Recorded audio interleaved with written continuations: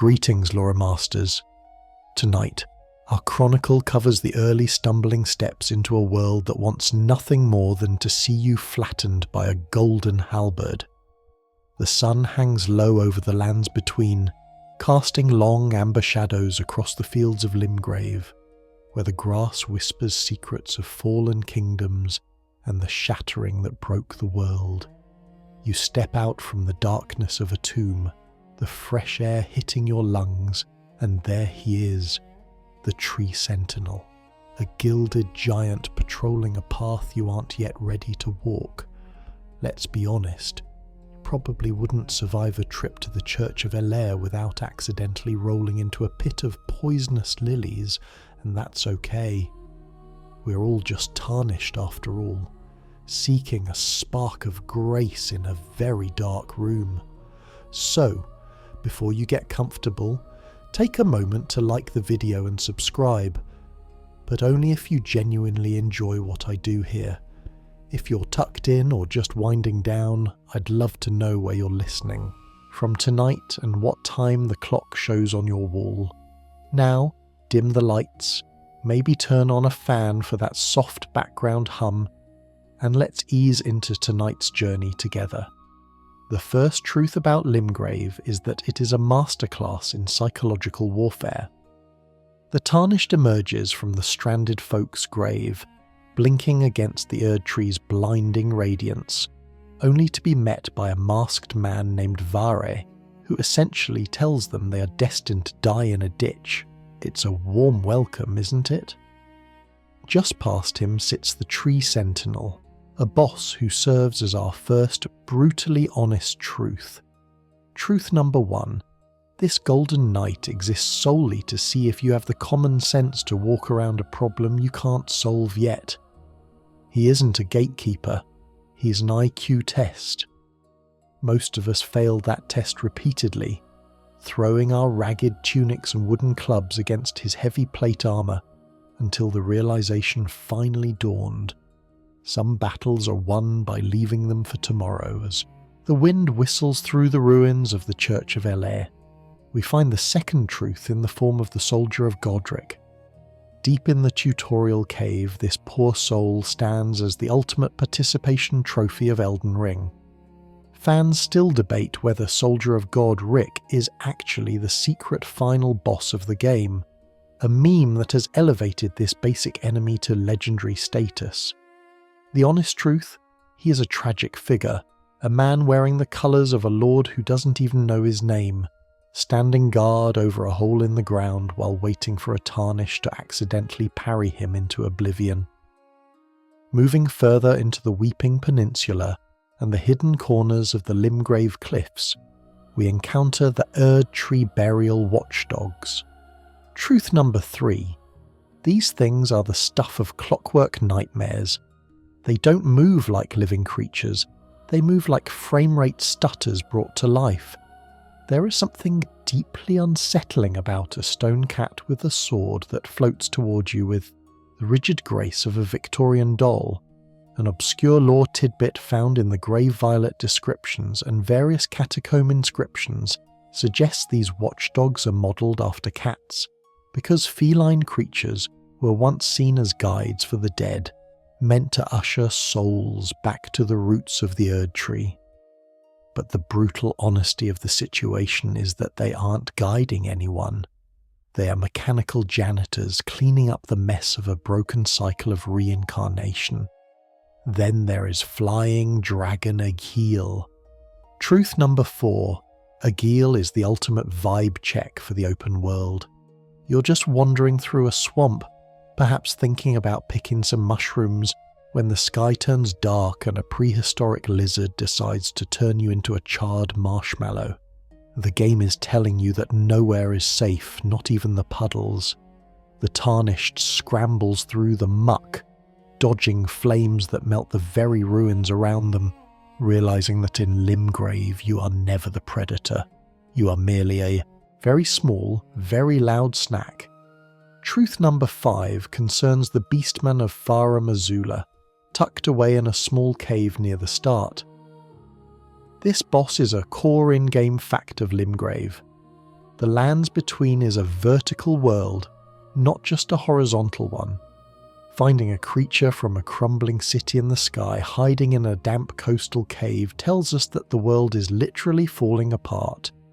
The Beastman is fast, feral, and surprisingly aggressive for someone living in a hole, but the truth is he's just a lost tourist with a very large cleaver, a reminder that the lore of this world is bleeding out from every crack in the earth. We must also speak of the Mad Pumpkin Head.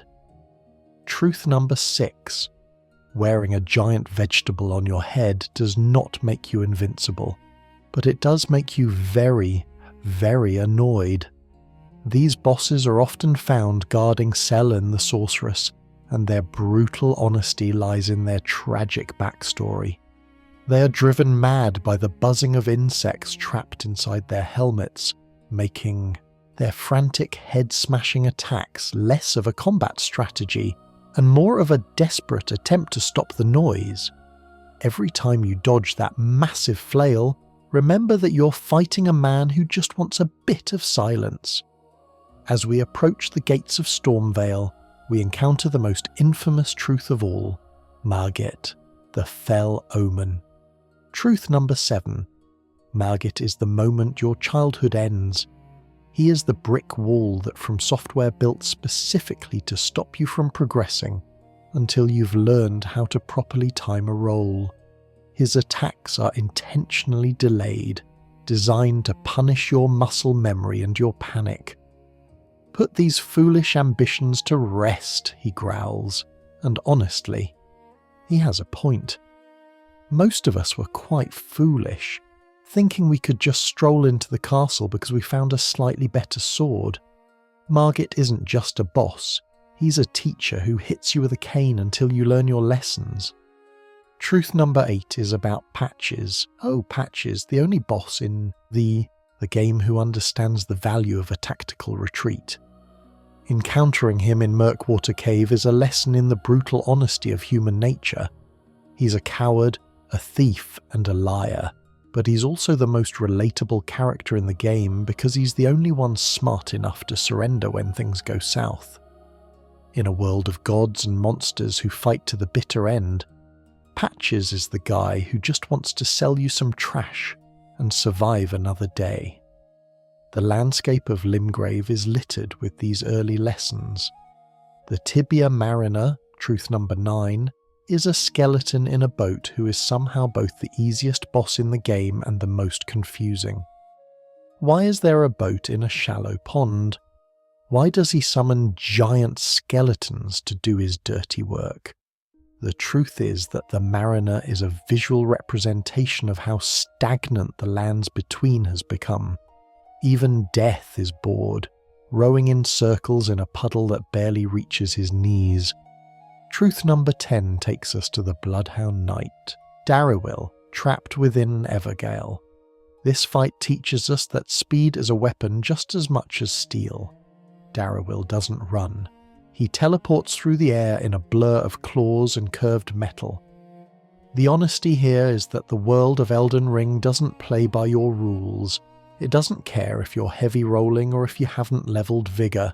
It will simply bleed you dry and leave your ghost to haunt the limestone circle of your prison.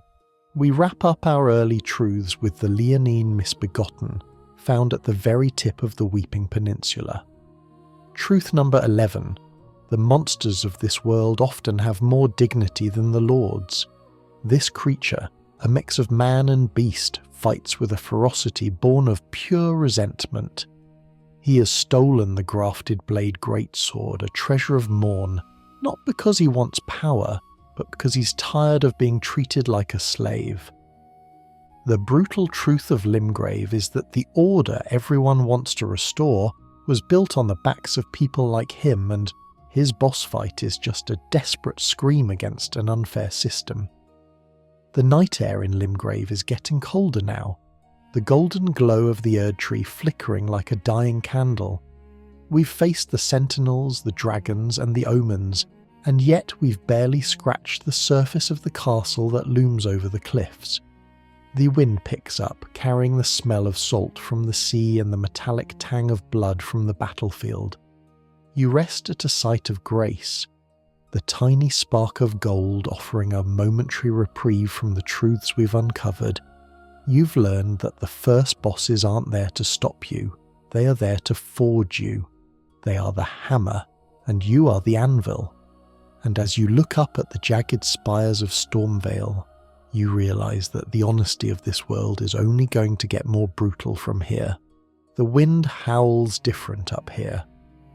If Limgrave was a harsh lesson in humility, Stormvale Castle is a seminar on the architecture of insecurity. We leave the open fields behind and step onto the treacherous cobblestones of the ramparts, where the air tastes of rust and old rain. The castle looms like a rotting tooth against the skyline, a testament to a legacy that has festered rather than aged. The second brutally honest truth of our journey is that being a lord in the lands between is less about noble rule and more about desperate clawing survival, and nowhere is this clearer than in the halls of Godric the Grafted. To enter Stormvale is to accept that the front door is a trap. We're greeted by Gostock, a gatekeeper who looks like he's been sleeping in a dryer full of rocks.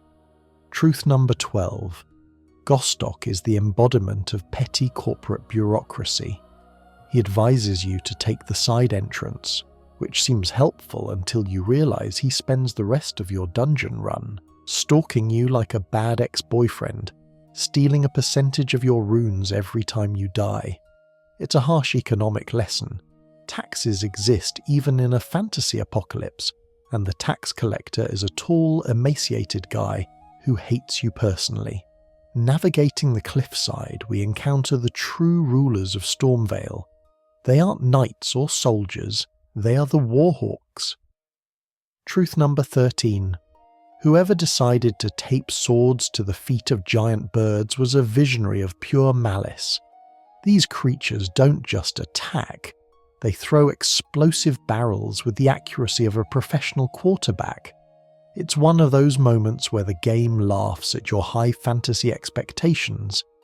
You prepared for dragons and sorcerers, but you die to a pigeon with a knife. It's humbling, really. It reminds us that in this world, danger doesn't always roar. Sometimes it squawks and drops a bomb on your head. Inside the castle proper, the aesthetic shifts from military fortress to a butcher's fever dream. We see the hanging limbs, the piles of bodies wrapped in cloth, the chrysalids. This brings us to truth number 14. The grafting isn't just a mechanic, it's a culture. The soldiers here, wrapped in red and gold, are protecting a lord who sees them as spare parts. A core in-game fact that becomes horrifyingly clear is that the many-armed scions you fight are essentially Godric's failed prototypes, children of the golden lineage who were chopped up and reassembled in a desperate bid to make something powerful. It's body horror masquerading as royalty. Deep in the bowels of the castle, past the rats and the gloom, lies one of the most disturbing secrets in the game. Truth number 15 involves the thing in the basement. If you drop down the treacherous ledges, you find a massive, distorted face embedded in the ground, its skin like melted wax, roots spreading from it like veins. This is an obscure lore tidbit that many players miss on their first run. It is a visage of Godwyn the Golden, the first dead demigod, whose corpse is technically buried deep in the deep-root depths beneath the capital. The fact that his influence, his literal face, has sprouted here like a malignant fungus suggests that death in the lands between is a contagion. Stormvale is built on top of a cancer it doesn't understand, a rotting foundation for a rotting lord. As we ascend toward the boss arena, we have to talk about the Banished Knights. Truth number 16. These guys are the anime protagonists of the castle. They manipulate the wind, spin their halberds with impossible speed, and generally act like they're auditioning for a better game. Their presence hints at a history Stormveil tries to forget. The Stormlord, a figure defeated by Godfrey long ago.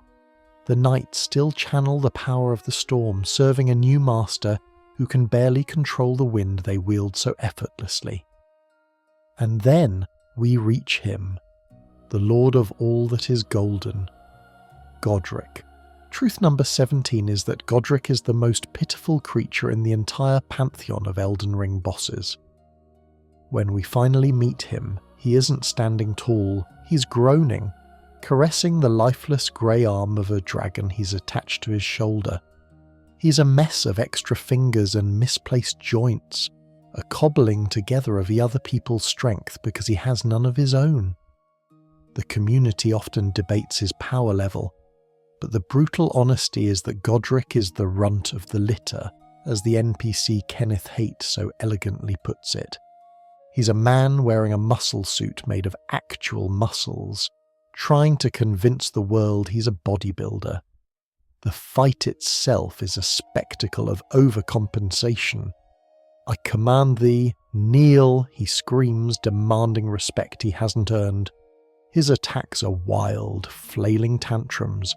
He rolls around the arena like a golden tumbleweed, smashing the scenery because he lacks the precision of a true warrior. Truth number 18. Godric's axe is a metaphor for his rule.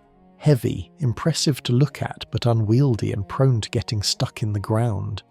He is dangerous, yes, but only in the way a panicked animal is dangerous. There's no grace in his movements, only the frantic energy of a man who knows he is an imposter. Then comes the mid-fight cutscene, a moment etched into the memory of every tarnished. Godric, pushed to his limits, screams to his forefathers to bear witness. It's a raw, pathetic plea for validation from a family that abandoned him. He hacks off his own grafted arm, which, let's be honest, probably didn't feel great since it wasn't his to begin with, and jams a dragon's head onto the stump. Truth number 19. This is the coolest and dumbest thing he could possibly do. He gains the power of fire, yes, but he also becomes even more of a monstrosity. He's now part dragon, part giant, part human, and entirely desperate. Fans still debate the nature of the dragon he grafts. Is it a true dragon or a lesser wyvern? The snout looks short, the scales dull. A popular theory suggests that even in this, Godric settled for a cheap knockoff. He couldn't kill a true ancient dragon, so he found a dying relative of one and claimed its power. It fits his character perfectly. The Lord of the Counterfeit. He's the guy who buys a fake Rolex and makes sure everyone sees him checking the time. Beating Godric brings us to truth number 20. The silence that follows his death is heavy with irony. "I am the lord of all that is golden," he gasps as he fades away, still clinging to the title. But once he's gone, the castle doesn't mourn. Gostock, that petty gatekeeper, emerges to stomp on what's left of Godric's head. It's a scene of dark comedy and brutal realism. The great lord is reduced to a bloody smear, disrespected by the lowest servant in his employ. It strips away the high fantasy veneer and leaves us with the ugly reality of feudal power dynamics. You didn't just kill a demigod. You put a sick dog out of its misery. Leaving the boss arena, we step into the throne room. It's empty. There is no great council waiting, no treasure that changes the fate of the world, just a chair that's too big for anyone to sit in comfortably. This is truth number 21. Stormveil was a cage, not a palace. Godric was hiding here, terrified of the other demigods, terrified of Malenia, terrified of Radahn. He grafted limbs not to conquer, but to feel safe. The entire dungeon, with its ballistae and barricades, was a panic room for a paranoid recluse. As we exit the back of the castle, the landscape opens up again. The sky shifts from the stormy grey of Limgrave to a surreal, magical blue. We are leaving the physical brutality of grafting behind for something stranger, but the stench of Stormvale lingers. We carry the memory of those many arms, the sound of the wind howling through the empty halls, and the realization that in this world, bloodlines mean nothing if you can't swing the axe yourself. The path forward leads to a cliff overlooking a vast submerged lake. The air is misty, heavy with magic and fog. The transition is jarring. We've gone from a place of visceral, fleshy horror to a place that looks like a painting by a depressed artist. Stormvale was a test of your stomach. What comes next will be a test of your mind. The sun sets behind the distant academy, casting long shadows over the water. You check your flask, wipe the dragon ash off your armour and take a deep breath. The Lord is dead. Long live the, well, whatever you're becoming. The air in Liurnia of the lakes is thick, not with smoke, but with a heavy, damp sorrow. If Limgrave was the tutorial and Stormvale the exam, Liurnia is the long, confusing gap year where you wander around trying to find yourself, only to get sniped by a crustacean from 3 zip codes away. We step out from the back of Godric's castle onto the cliffs, and the view is breathtaking. A vast, flooded depression filled with fog, ruins, and the towering spire of the Academy of Raya Lucaria piercing the sky like a jagged crystal needle. But don't let the watercolour palette fool you. The third brutally honest truth of our journey is that this place is a monument to a bad breakup that literally shattered a kingdom. We descend into the wetlands, and immediately we face truth number 22. The wildlife here hates you more than the monsters do. The giant crayfish are aggressive, sure, but they pale in comparison to the lesser rune bears disguised as nobles and of course the lobsters. The Liurnian lobsters are not merely animals, they are biological railguns. There is a specific sinking feeling when a stream of high-pressure water hits you in the back while you're riding torrent at full gallop, knocking you off a cliff. The game is teaching you that in a world governed by magic, sometimes the most dangerous thing is just a very large, angry seafood platter with impeccable aim. Navigating the lake is an exercise in paranoia, but our destination is the academy. However, the front door is locked. This brings us to truth number 23. Higher education in the lands between is exclusive, and the tuition is your life. You need a glintstone key to enter, and the game doesn't hand it to you. You have to steal it from a sleeping dragon, glintstone dragon Smarag. It's a classic FromSoftware joke. You want to go to wizard school? First, rob a dragon. It sets the tone for the academy perfectly. This is not a place of welcoming learning. It is a fortress of isolationism, sealed off by mages who decided the outside world wasn't worth the trouble. Once we crack the seal and enter Raya Lucaria, the vibe shifts from flooded nature to gothic horror. The courtyard is filled with zombies, but not the rotting kind we saw in Limgrave. These are the withered husks of nobles and failed students, their mana drained, shambling around in the mud. Truth number 24 is that the pursuit of knowledge here is a literal dead end. The students we fight, the ones wearing those unsettling stone masks, the Twin Sage, the Lazuli, the Olivinus, aren't really people anymore. A core in-game fact is that these masks, the Burger King helmets as the community affectionately calls them, are heavy stone blinds. They are designed to shut off the wearer's senses, forcing them to look inward to perceive the primeval current. The brutal honesty. The Academy created a generation of scholars who are so focused on the stars that they've lost the ability to see the person standing in front of them with a sword. Guarding the debate parlour is the Red Wolf of Radagon. Truth number 25. This boss is the ultimate symbol of a deadbeat dad. Radagon, the golden boy of the Order, left his wife Renala to marry Queen Marika, and what did he leave behind? His dog. The Red Wolf is a frantic, magical beast that leaps around the room spamming glintstone daggers, essentially a hyperactive puppy with a shotgun. It guards the path to its mistress, loyal to a master who abandoned them both. The fight is fast, chaotic, and largely annoying due to the camera struggling to keep up with the wolf's parkour, but the underlying sadness is palpable. The dog is still waiting for a master who is never coming home. Just before the final confrontation of the area, we meet Moongrum, the Carian Knight. Truth number 26. Moongrum is the skill check you didn't ask for. He stands alone at the elevator, the last loyal defender of the Carian royal family in a school that has turned against them. He isn't a monster or a demigod. He's just a guy who knows how to parry. And he will parry you. He will parry your attacks, your weapon arts, and probably your emotional baggage.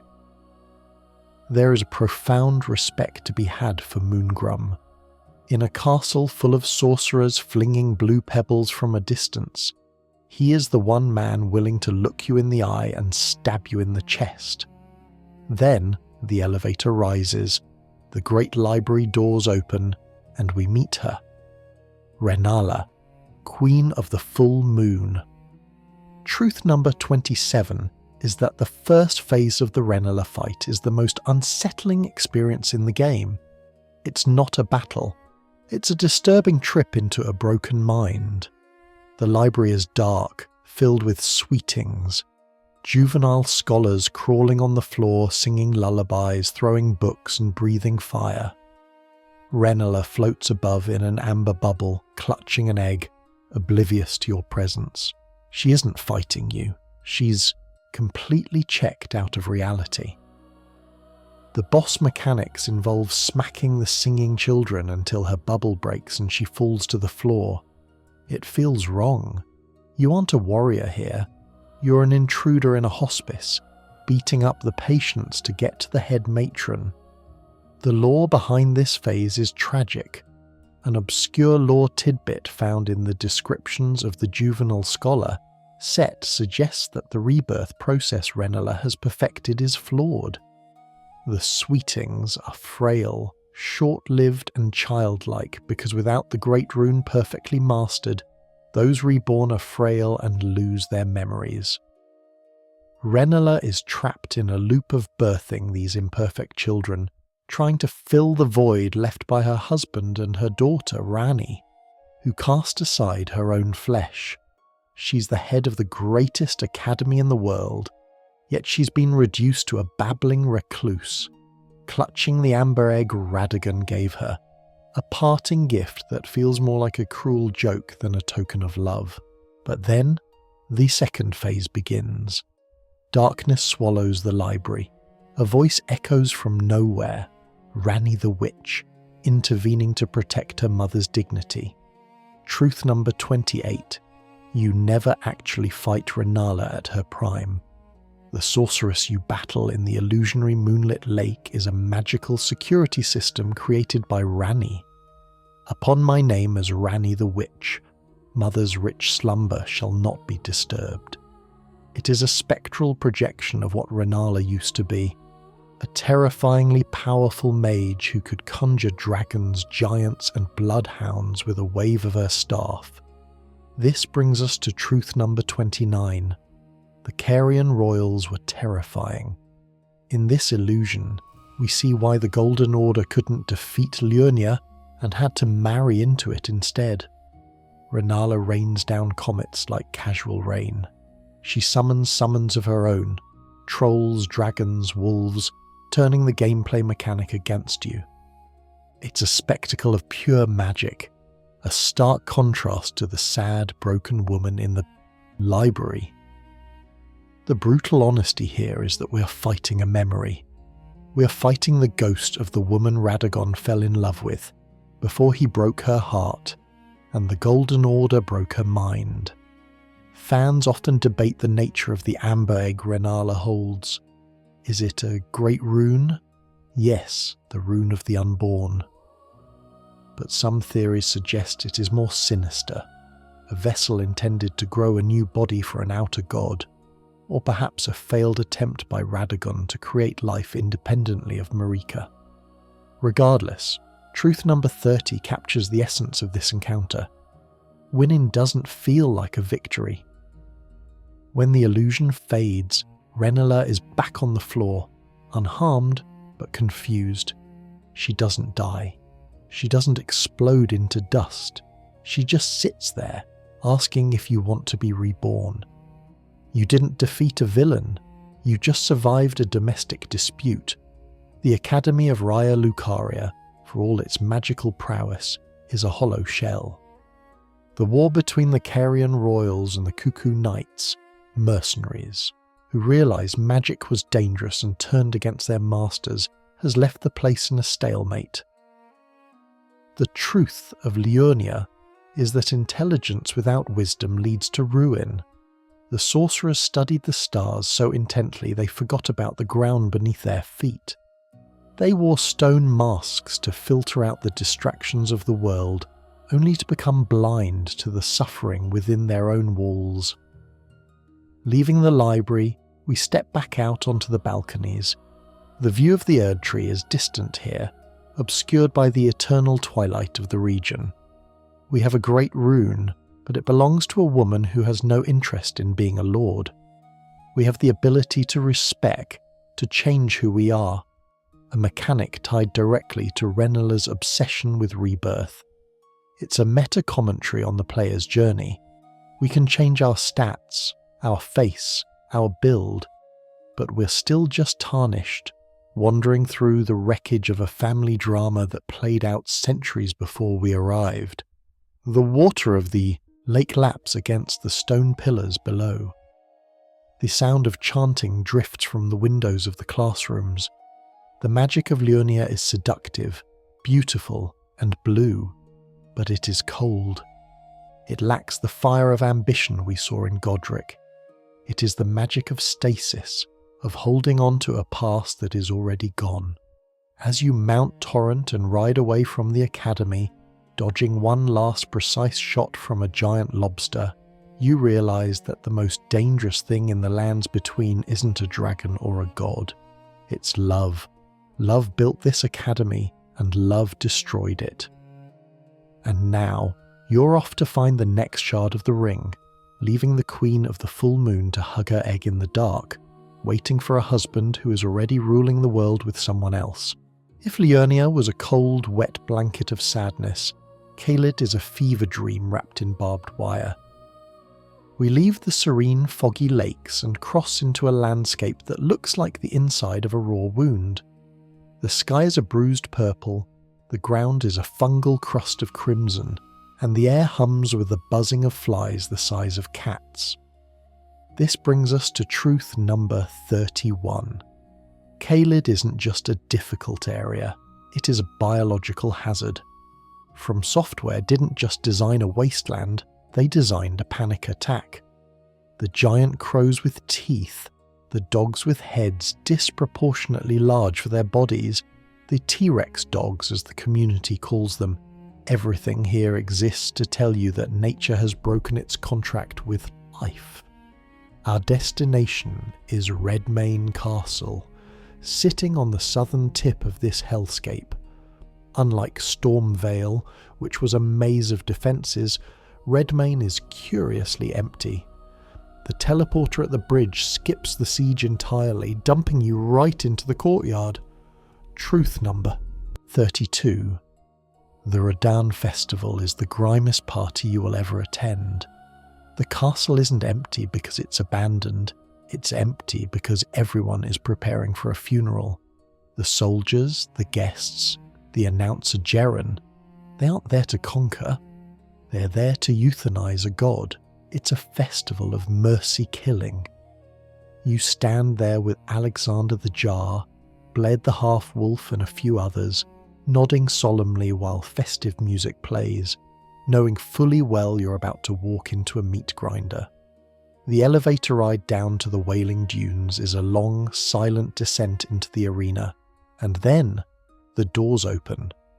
Truth number 33. General Radahn is the only boss in the game who turns Elden Ring into a cover-based shooter. You step out onto the sand miles away from the boss, and immediately a spear made of gravity magic glowing purple and humming with kinetic energy flies at your face at Mach 2. There is no duel here. There is just you, frantically rolling through debris, summoning phantom allies like you're calling for backup in a war movie. The brutal honesty of this fight is that it strips away the intimacy of a duel. You aren't fighting a man, you are storming a beachhead. As you get closer, you see him, the Star Scourge. He is massive, a hulking mountain of iron and rotting flesh, dual-wielding greatswords that look like slabs of castle wall. But then you look down. Truth number 34. The tragedy of Leonard the Horse is the most heartbreaking lore in the game. Tucked beneath this titan is a scrawny, desperate horse, holding on for dear life. A core in-game fact that hits you right in the chest is that Radahn mastered gravity magic not to destroy armies or hold back the stars, though he does that too, but specifically so he could become weightless and continue riding his beloved frail steed as he grew in size. He loved his horse so much he broke the laws of physics to keep him. But the Radahn we meet is gone. Truth number 35. You are fighting a zombie. The scarlet rot inflicted by Malenia has eaten his mind. He's cannibalizing the corpses of friends and foes alike on the battlefield. He doesn't speak. He howls. The mightiest demigod is reduced to a rabid dog. And yet, even in this state, his martial prowess is terrifying. He drifts across the sand on his tiny horse, spinning like a top, unleashing waves of magic that pull you in or blast you away. The fight is chaotic, a spectacle of purple lightning and dust. This brings us to the summons. Truth number 36. The Radahn fight is a lesson in the value of cannon fodder. You can summon an army of NPCs to help you, and watching them charge into battle is inspiring, until you watch them get swatted like flies. There is a dark comedy to seeing Patches, the same coward from Limgrave, appear in the summon list.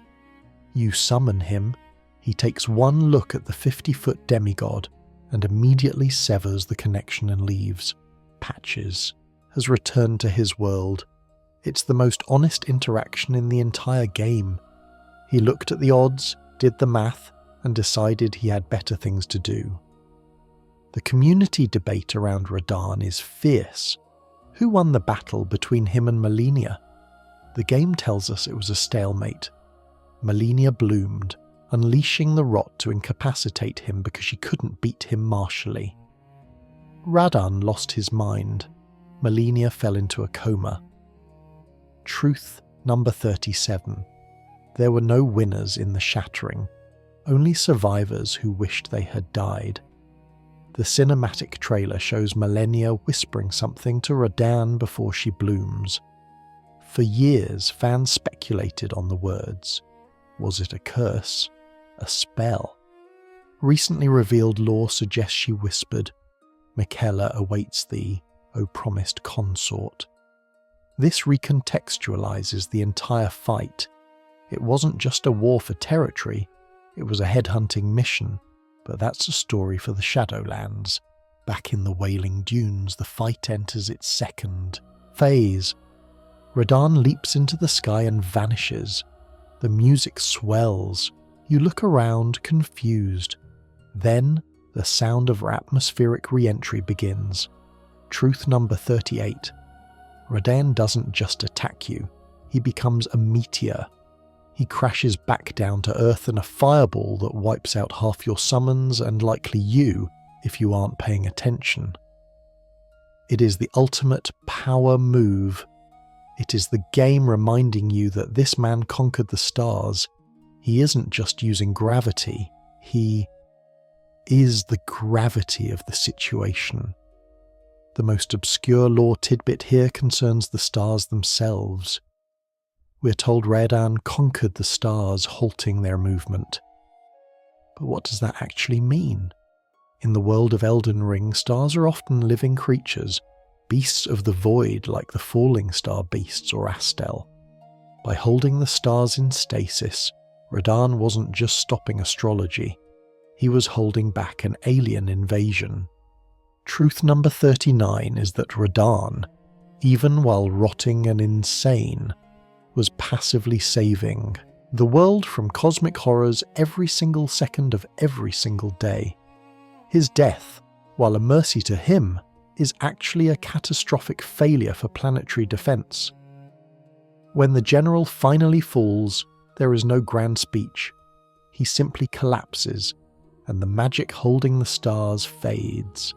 A cutscene plays, showing a shooting star streaking across the sky and slamming into the earth, opening the way to Nokron, the Eternal City. Truth number 40. You didn't just kill a boss, you terraformed the map. You altered the geography of the world. The scale of this victory is unlike anything in Limgrave or Liurnia. You have unlocked the underground, the secrets of the night, but at the cost of the only thing keeping the sky from falling. After the battle, the Wailing Dunes are quiet. Blade stands there, looking at the sky, praising the honour of a good death. Alexander the Jar is there too, stuffing the remains of soldiers into his own body to make himself stronger. It's a grotesque, practical moment. Truth number 41. In this world, heroes are recycled. Alexander's cheerful demeanour masks the fact that he is literally a walking mass grave, powering himself up with the meat of the fallen so he can one day be as strong as the man you just killed. Leaving the battlefield, you can find the war-dead catacombs tucked away in the corner of the arena. Inside, the spirits of Radahn's soldiers and Malenia's clean-rot knights are still fighting, locked in an eternal ghostly skirmish. Truth number 42. The war never really ended for them. Loyalty in the lands between is a curse that outlasts death. These soldiers are fighting a battle that was decided centuries ago, unaware that their generals are gone. It's a somber reminder of the pointlessness of the conflict. Caelid, for all its horror, possesses a strange, twisted beauty. The scarlet rot creates structures that look like coral reefs made of bone and blood. It is life, uncontrolled and cancerous. Radahn was the dam holding back the tide, both of the stars and, in a way, the full collapse of the region. With him gone, the rot feels a little heavier, the sky a little darker. We ride Torrent back up the lift, leaving the festival behind. The castle is quiet now.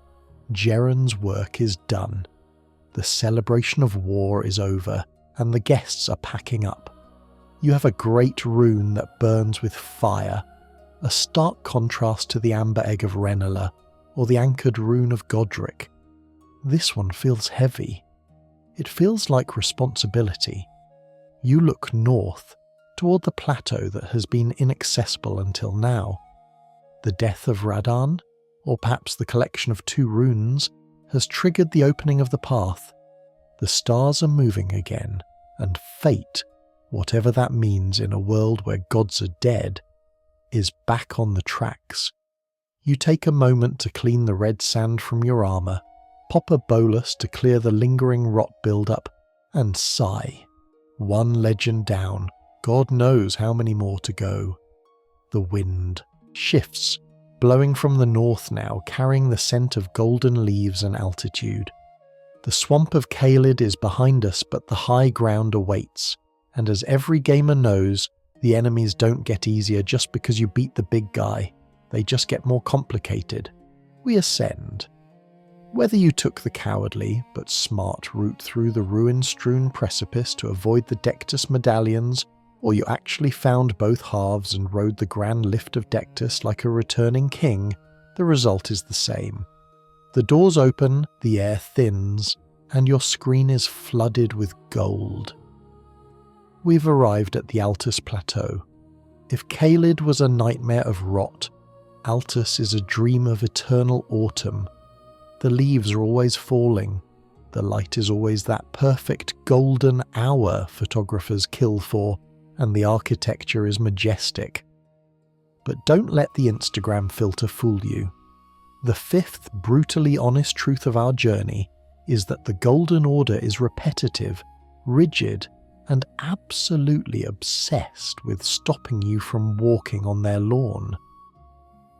As we step onto the plateau, we are immediately confronted by the sheer density of things that want us dead. But the first major hurdle, the one that makes you put the controller down and rub your temples, is the draconic tree, sentinel guarding the back entrance to the capital. Truth number 43. This guy is the ultimate gatekeeper, both literally and metaphorically. He sits on a horse that breathes fire, which frankly seems like a biological impossibility, and wields a club the size of a Toyota Prius. But the real kicker, the red lightning. This brings us to truth number 44. The Golden Order is built on hypocrisy. You see, the draconic Tree Sentinel isn't using Erdtree incantations, he's using ancient dragon lightning. A core in-game fact is that after Godwyn defeated the dragons, the capital didn't just make peace, they culturally appropriated the dragons' coolest moves. The knights of the capital started worshipping the dragons they were supposed to be fighting. So, when this sentinel calls down a bolt of red lightning that one-shots you from full health, remember that he's using the weapon of the enemy to protect the sanctity of the Erdtree. It's a confusing theological statement delivered via a massive hammer to the face. Wandering away from the capital outskirts, we find the windmill village to the north. Truth number 45. This is the most unsettling location in the entire game, and that includes the rot swamp. You ride up a hill and hear laughing, dancing. The women here are festively dressed, spinning in circles with flowers in their hair. It feels like a folk horror movie right before the sacrifice happens. And of course, that's exactly what it is. If you look closely at the festival, you realise they are skinning the villagers. At the top of this village stands a godskin apostle. Truth number 46. The Godskins have the best musical theme in the game, but the worst hobbies. This slender, stretching nightmare is wearing a robe made of literal human faces. Fighting him here, amidst the manic dancing of the locals, highlights a brutal truth about the plateau. The Order has completely broken down. The capital is just down the road, yet here in the suburbs, a cult of skin-wearing maniacs is running a summer camp, and the Golden Order is too busy guarding a locked door to notice. Speaking of repetition, we have to talk about the golden lineage Evergale. Truth number 47 concerns Godfroy the Grafted. Yes, you heard me right. Godfroy. Not Godric. Godfroy. When players first found this boss, the community collectively groaned. It is literally Godric's model, pasted into a jail cell, with a slightly different name. It feels like a typo that became a boss fight. But there is an obscure lore tidbit here. Godfroy was a historical figure, Godric's ancestor, who was imprisoned for the exact same crime of grafting. The brutal honesty. The game is telling us that Godric wasn't even original in his depravity. He was a copycat of a copycat. The golden lineage has been producing the same disappointing men for generations, like a factory that refuses to update its molds. Roaming the golden fields, you will inevitably hear a sound that triggers a primal fear response, the heavy breathing of a rune bear. But worse than the bears on the plateau are the worm faces. Truth number 48. The worm faces are the stuff of sleep paralysis. These tall, gangly humanoids wearing cloaks have a mass of writhing worms where their faces should be. They don't scream, they whimper and cry, and then they vomit death blight all over you. Death blight is the game's way of saying, I don't care how much health you have, you are dead now. Seeing your character instantly impaled by thorny roots because a worm man coughed on you is a lesson in the fragility of life. But the plateau isn't just ground-level horrors. The sky is dangerous too. We encounter ancient dragon Lanciacs. Truth number 49. The dragons in Elden Ring are smarter than the people. Lanciacs didn't just breathe fire, she took on a human form and served as a priestess, teaching the knights about lightning and friendship. She loved the Night Vike. She had a career. When she swoops down on the Altus Plateau to ambush you, it's not a beast hunting for food, it's a guardian protecting her home. The tragedy is that she's a remnant of a time when different species actually got along, a time the current world has forgotten. Now she's just another health bar in the sky. Then there is the full-grown falling star beast in the crater near the capital. Truth number 50. This is purely alien aggression. Unlike the dragons or knights, this thing has no law reason to hate you other than the fact that you exist in its personal space. It looks like a bull made of meteoric ore and pincers. It defies gravity, slams you with telekinetic rocks, and is generally a nightmare to fight because of the uneven terrain. It's a reminder that while the demigods squabble over the throne, the universe keeps throwing rocks at the planet, and some of those rocks have teeth. As we circle back toward the capital ramparts, we run into the double Tree Sentinels guarding the outer gates. Truth number 51. FromSoftware loves to make a difficult boss harder by simply hitting X2. Fighting 2 armoured cavalrymen at once is an exercise in camera management and patience. But it also reinforces the theme of the Altus Plateau, mass production. The Sentinels aren't unique heroes, they are units. They are the riot police of the Erdtree, deployed in pairs because the capital knows that one isn't enough anymore. The glory of the Golden Order has faded into a bureaucratic need for more bodies on the perimeter. We also cannot ignore the perfumers scattered across the ruins here. Truth number 52. These sharply dressed individuals are the war criminals of the Shattering. They look like apothecaries, tossing sparkling dust into the air. But that dust is explosive, poisonous, and corrosive. Lore explicitly states that the perfumers, once healers, were drafted into the war and created aromatics that caused horrific suffering. Fighting them, dodging clouds of sparkles that take off 80% of your health, is a dark satire on the medical profession gone wrong. They are healers who learn that it's much easier to kill a patient than to cure them.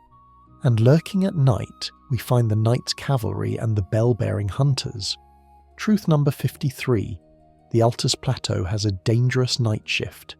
The bell-bearing hunter at the Hermit Merchant's shack is notorious. He spawns in, telekinetic sword glowing red, and proceeds to wreck you with a moveset that feels like he's cheating. He can throw his sword, control it remotely and pull it back. He is a Jedi Sith Lord trapped in a fantasy game. His presence implies a whole underworld of bounty hunters and serial killers operating under the nose of the Golden Order. The police, the Sentinels, are watching the gates, but the serial killers are in your backyard. Finally, we stand before the fog wall of the draconic Tree Sentinel, looking at the blocked entrance to Leyndell. We've fought through windmills, worm faces and lightning-spamming dragons. We've seen that the Golden Plateau is really just a gilded cage for horrors that the capital refuses to acknowledge. The leaves fall gently around us, a serene contrast to the absolute violence we just endured. You realise, as you heal up and buff your weapon for the 10th attempt at the Sentinel, that this region is a filter. It's designed to weed out those who lack the patience for the endgame. The enemies here don't just hit hard, they have complex movesets, input reading, and status effects that bypass your armour. The game is taking the gloves off. The training wheels of Limgrave and the mid-game slump of Liurnia are over. You're now in the big leagues, where a mistake means death, and the checkpoint is never as close as you hope. The sun begins to set, turning the golden fields a deep, bloody orange. The towering walls of Leyndell, the royal capital, loom ahead. Inside that city lies the throne, the answers, and the family reunion from hell. But for now, we're just the tarnished on the lawn, trying to get past the bouncer, and honestly, the bouncer is doing a great job.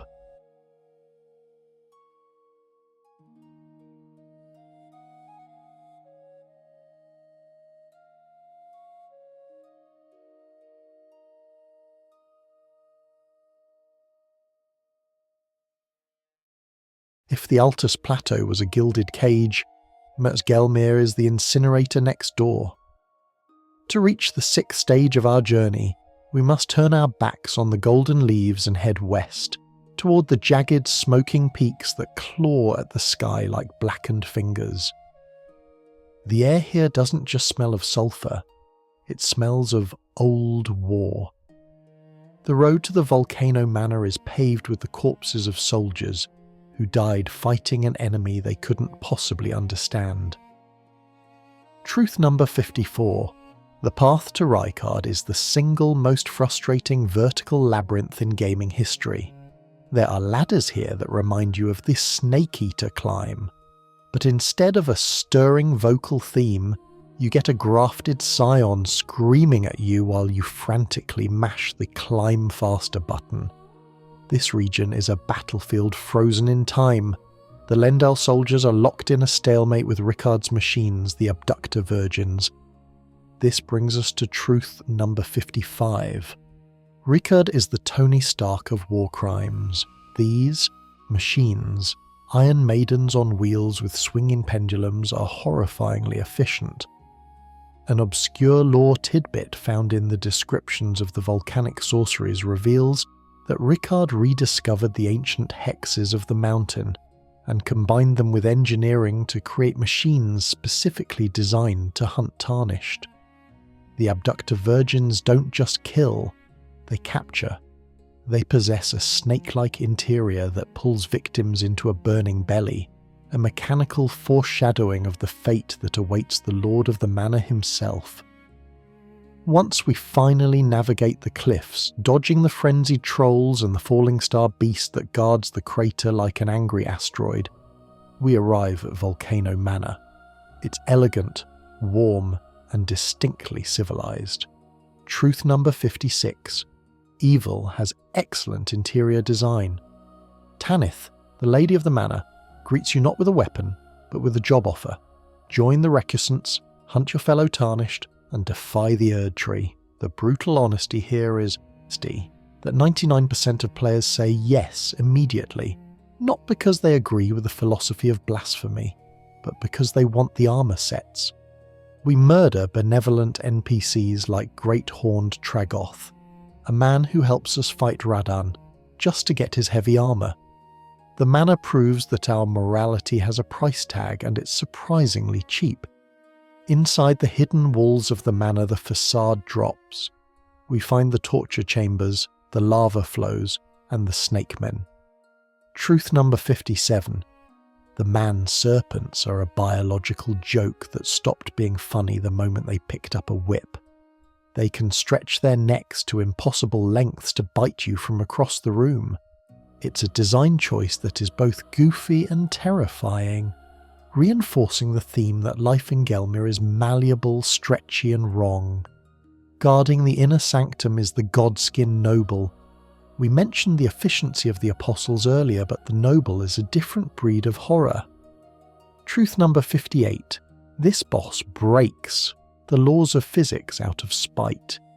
He is a massive, rotund figure who moves with the speed of a fencer, but his infamous move, the Fat Roll, is where the game truly hates you. He inflates his stomach and rolls around the arena like a fleshy boulder, smashing pillars and tracking your movement with uncanny precision. The unsettling efficiency mentioned in our chronicle is perfectly encapsulated here. The Godskins don't revel in combat, they treat it like a chore. The Noble stabs you through a stone column not with rage, but with the casual indifference of a butcher slicing meat. The lore behind the Godskins in Volcano Manor is fascinating. Why are they here? They serve the Gloam-eyed Queen, a rival to Marika. Their presence suggests an alliance of convenience. Rykard, in his blasphemy, is willing to host anyone who hates the Erdtree, even the guys who skin gods for a living.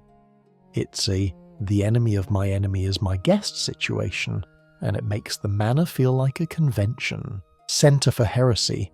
Pushing deeper, we find Raya, the scout who brought us here. Truth number 59.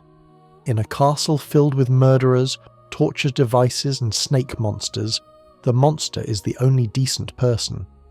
Raya, revealed to be a man-serpent named Zorias, is polite, humble, and riddled with insecurity about her birth. Her questline is a rare, tragic flower in a field of ash. She discovers the truth of her origins, that she was born from a grotesque ritual involving the god-devouring serpent, and asks you to kill her to end her shame. The brutality here is emotional. You have to look this sweet snake girl in the eyes and decide whether to grant her wish or lie to her to keep her alive. It's the kind of moral quandary Elden Ring hides behind its boss fights. Finally, we take the teleporter to the audience pathway. We enter a massive cave filled with lava and the skeletal remains of giants. And there, coiled around a massive sword, is the god-devouring serpent. Truth number 60. This is the best gimmick fight FromSoftware's ever made. Usually when a game hands you a weapon specifically for one boss, the Serpent Hunter spear, it feels cheap. But here, it feels empowering. You pick up this lance that has no business having an attack range of entire zip code, and suddenly you are playing a different game. You are a wind god blasting a kaiju with hurricanes. It is a moment of pure cinematic catharsis after the claustrophobic horror of the dungeon. But then the serpent dies, and the cutscene begins. The snake's head falls, and from the gore at the back of its neck a face emerges. Hands pull open the flesh. Rykard, Lord of Blasphemy, wakes up. Truth number 61.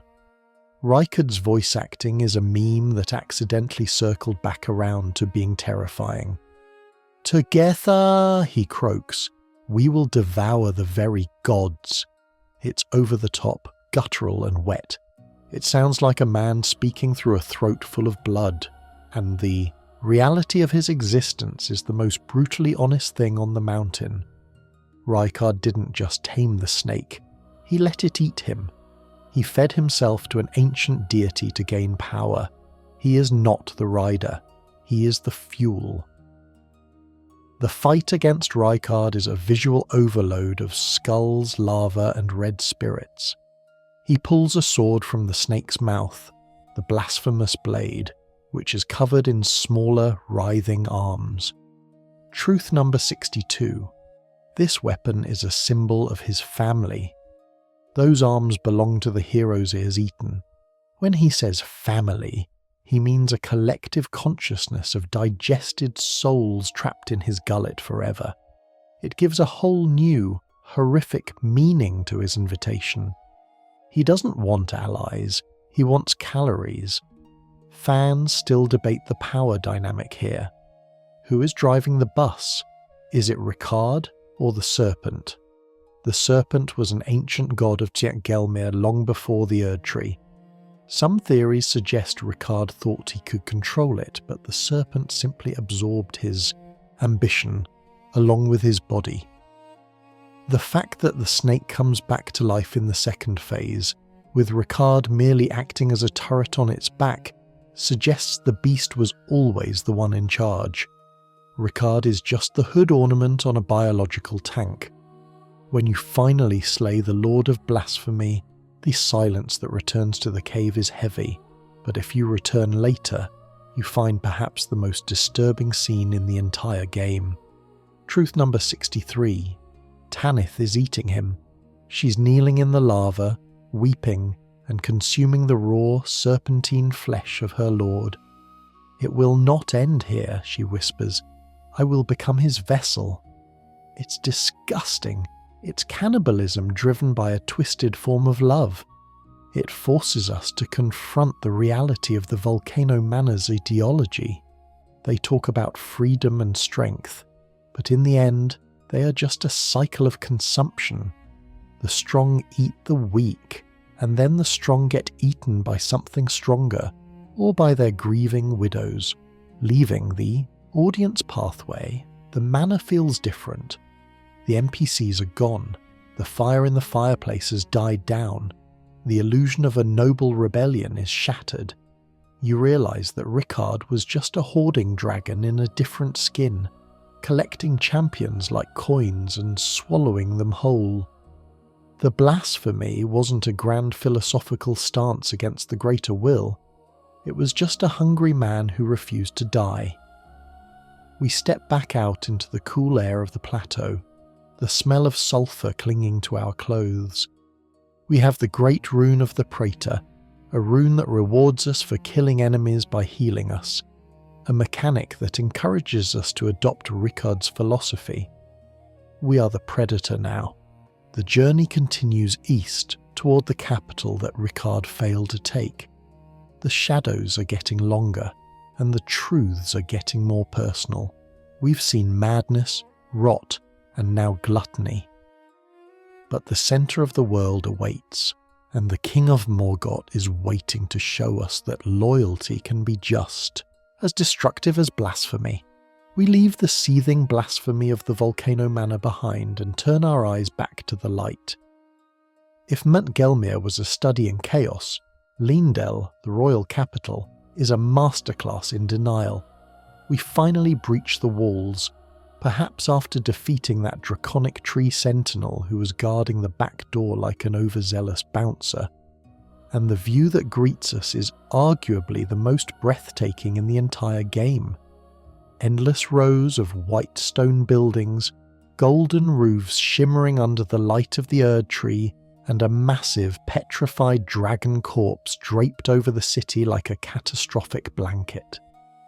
The music shifts to a gentle, melancholic ambient track played by a flute, but do not let the serenity fool you. The seventh brutally honest truth of our journey is that Lendel is not a thriving metropolis.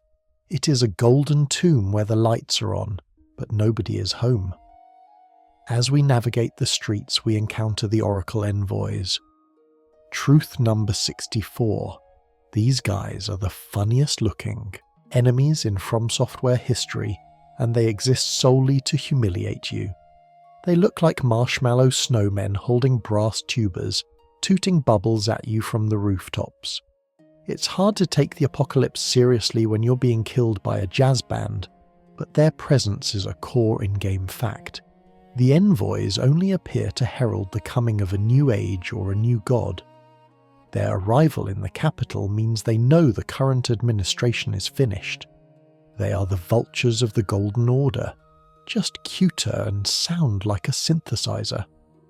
Exploring the city reveals truth number 65. The infrastructure of the capital is a nightmare.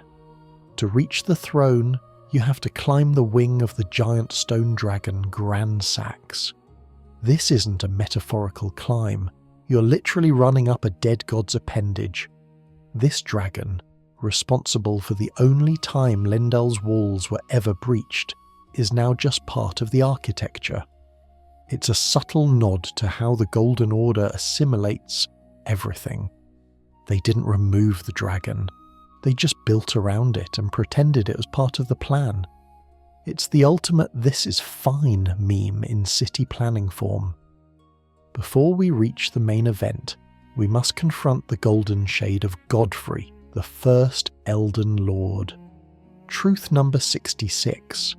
This boss is a literal nostalgia trip. It's a golden hologram of the glory days, a projection of the man who conquered the continent. He fights with an axe, moves with a steady rhythmic grace, and doesn't say a word. The brutal honesty here is that the Golden Order is so desperate for a hero that they're projecting old home movies of their ex-husband to scare off intruders. He is immune to all status effects, bleed, rot, poison, because you can't kill a memory, you can only dissipate it. Beating the shade opens the path to the Elden Throne, and there, walking down the steps with a cane that turns into a sword, is a familiar face. Truth number 67. Morgott, the Omen King, is the only person in the entire Lands Between who is actually doing his job. We fought him as Margit in Limgrave, where he was moonlighting as a gatekeeper to stop weaklings from getting hurt. We fought his illusions in the field, and now we see him as he is. He isn't a monster hiding in the dark, he is the king. The brutal reality of Elden Ring is that while Radahan was playing war, Rykard was feeding himself to a snake, and Malenia was napping. Morgott was running the kingdom. He organised the Knights' Cavalry, he defended the walls, and he kept the seat warm for a god that abandoned him. Morgott's cutscene is one of the best in the game. He lists the names of his siblings, Godric the Golden, the twin prodigies Miquella and Malenia, General Radan, Praetor Rykard, Lunar Princess Ranni. He calls them willful traitors, all. Truth number 68. He is absolutely right. Every single one of them abandoned their duty to pursue their own selfish agendas. Morgott is the only adult in the room, the tired eldest brother trying to keep the family business afloat while the house burns down. The tragedy of Morgott is deepening by his race. He is an omen, born with horned growths that the Golden Order considers a curse. By law, he should have been thrown in the sewers and forgotten, and he was. But instead of hating the system that rejected him, he loved it. This brings us to truth number 69. Morgott is the ultimate victim of Stockholm Syndrome. He dedicated his life to protecting the Erdtree, the very symbol of the religion that calls him an abomination. He calls it grace, even though he admits he's never seen it. "Thy kind are all of a piece," he sneers at us. Pillagers, emboldened by the flame of ambition. He sees us not as heroes, but as looters coming to smash the last nice thing he has left. The fight itself is a frantic dance of holy light and jagged steel. Truth number 70. Morgott's moveset is a manifestation of his desperation. He uses everything. He summons holy daggers, hammers, spears, and rain of swords. He moves with an agility that belies his age and his cane. Unlike Godric, who grafted others to himself, Morgott projects weapons made of his own cursed blood, disguised as gold. He is ashamed of his own power, so he paints it yellow to fit in. Every time he hits you with that holy hammer, remember that he's using his own curse to defend the order that cursed him. There is an obscure lore tidbit hidden in the Regal Omen Bairn item description. It says, Morgott the Grace-Given, Lord of Leyndell. The irony is palpable. The grace-given title was likely something he gave himself, or a cruel joke, because the Erdtree never actually accepted him. When we defeat him, he doesn't explode or vanish.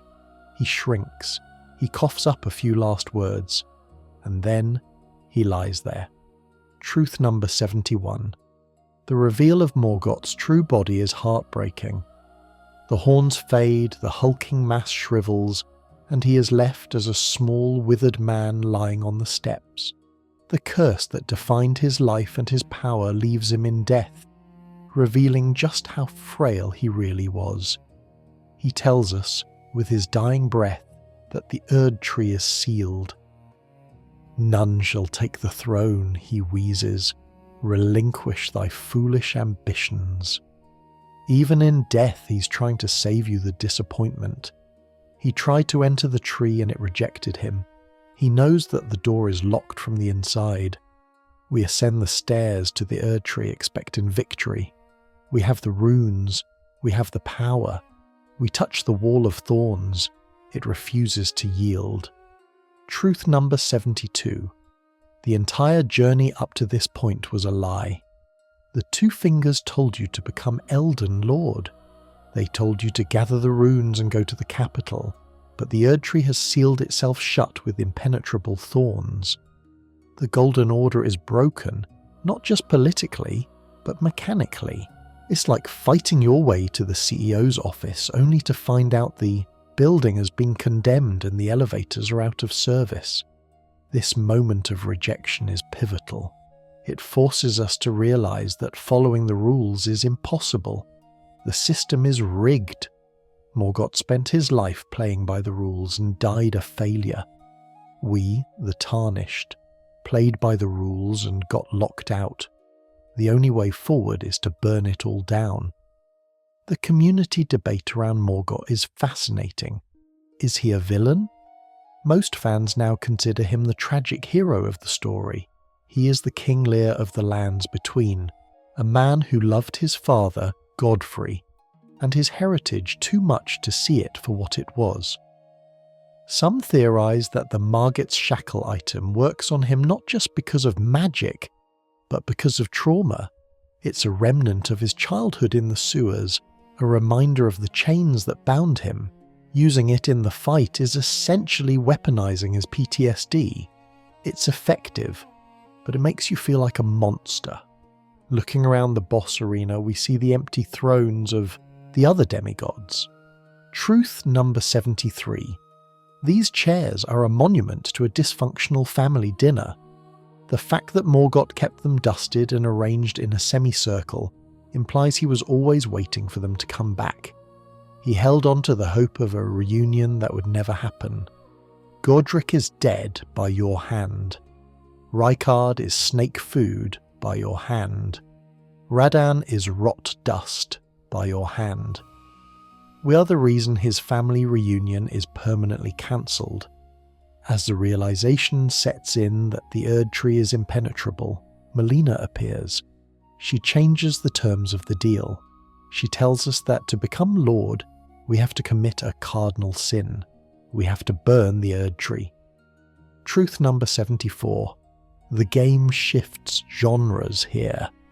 We stop being a knight on a quest and become an arsonist on a mission. The only way to save the world is to set it on fire. It's a brutal lesson in the necessity of destruction. The order Morgott died for was already dead. It just needed someone to cremate the body. But before we can head to the snowy peaks to find the fire, we have loose ends in the capital. Darker ends. Because beneath this city of gold and light, beneath the tragedy of the Omen King, there lies a secret that the Golden Order tried to bury alive. Morgott may have escaped the sewers to sit on the throne, but his twin brother did not. And while Morgott looked up at the tree with love, his brother looked down into the dark with hunger. The silence of the throne room is heavy. The leaves fall, gold on gold. You step over the body of the last king of Lanedell, a man who gave everything for a world that gave him nothing. You check your map. The sewers are calling, and unlike the throne room, the door to the subterranean grounds is wide open, inviting you into the filth that Lendel was built upon. The wind howls through the open arches of the sanctuary. We have conquered the capital, but we have not conquered the tree. The victory feels hollow, just like the city itself. We need fire, we need death. But first, we need to see what Morgott was trying so hard to hide. We leave the gilded tragedy of the throne room and descend. If Lendel was the mask, the subterranean shunning grounds are the face beneath it. We climb down ladders that seem to go on forever, past the gargoyles, until the golden light is replaced by the flickering dampness of torches. The air here is thick with sludge and the smell of confinement. We are entering the basement of the Golden Order, the place where Marika hid her mistakes. Truth number 75.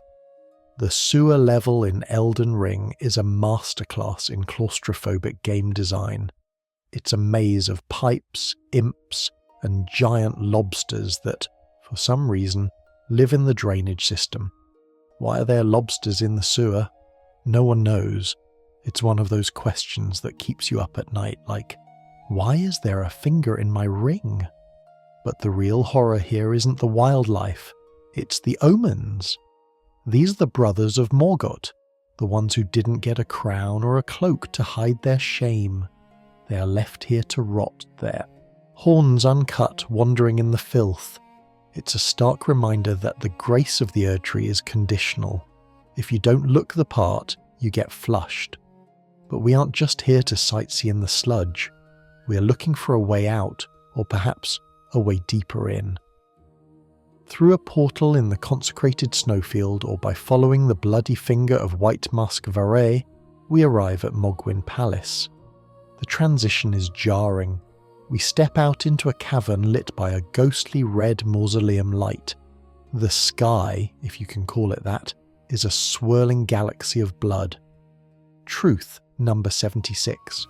Mogwyn Palace is the most visually aggressive area in the game. Everything is red. The rocks, the water, the enemies. It looks like the inside of an artery. And the music.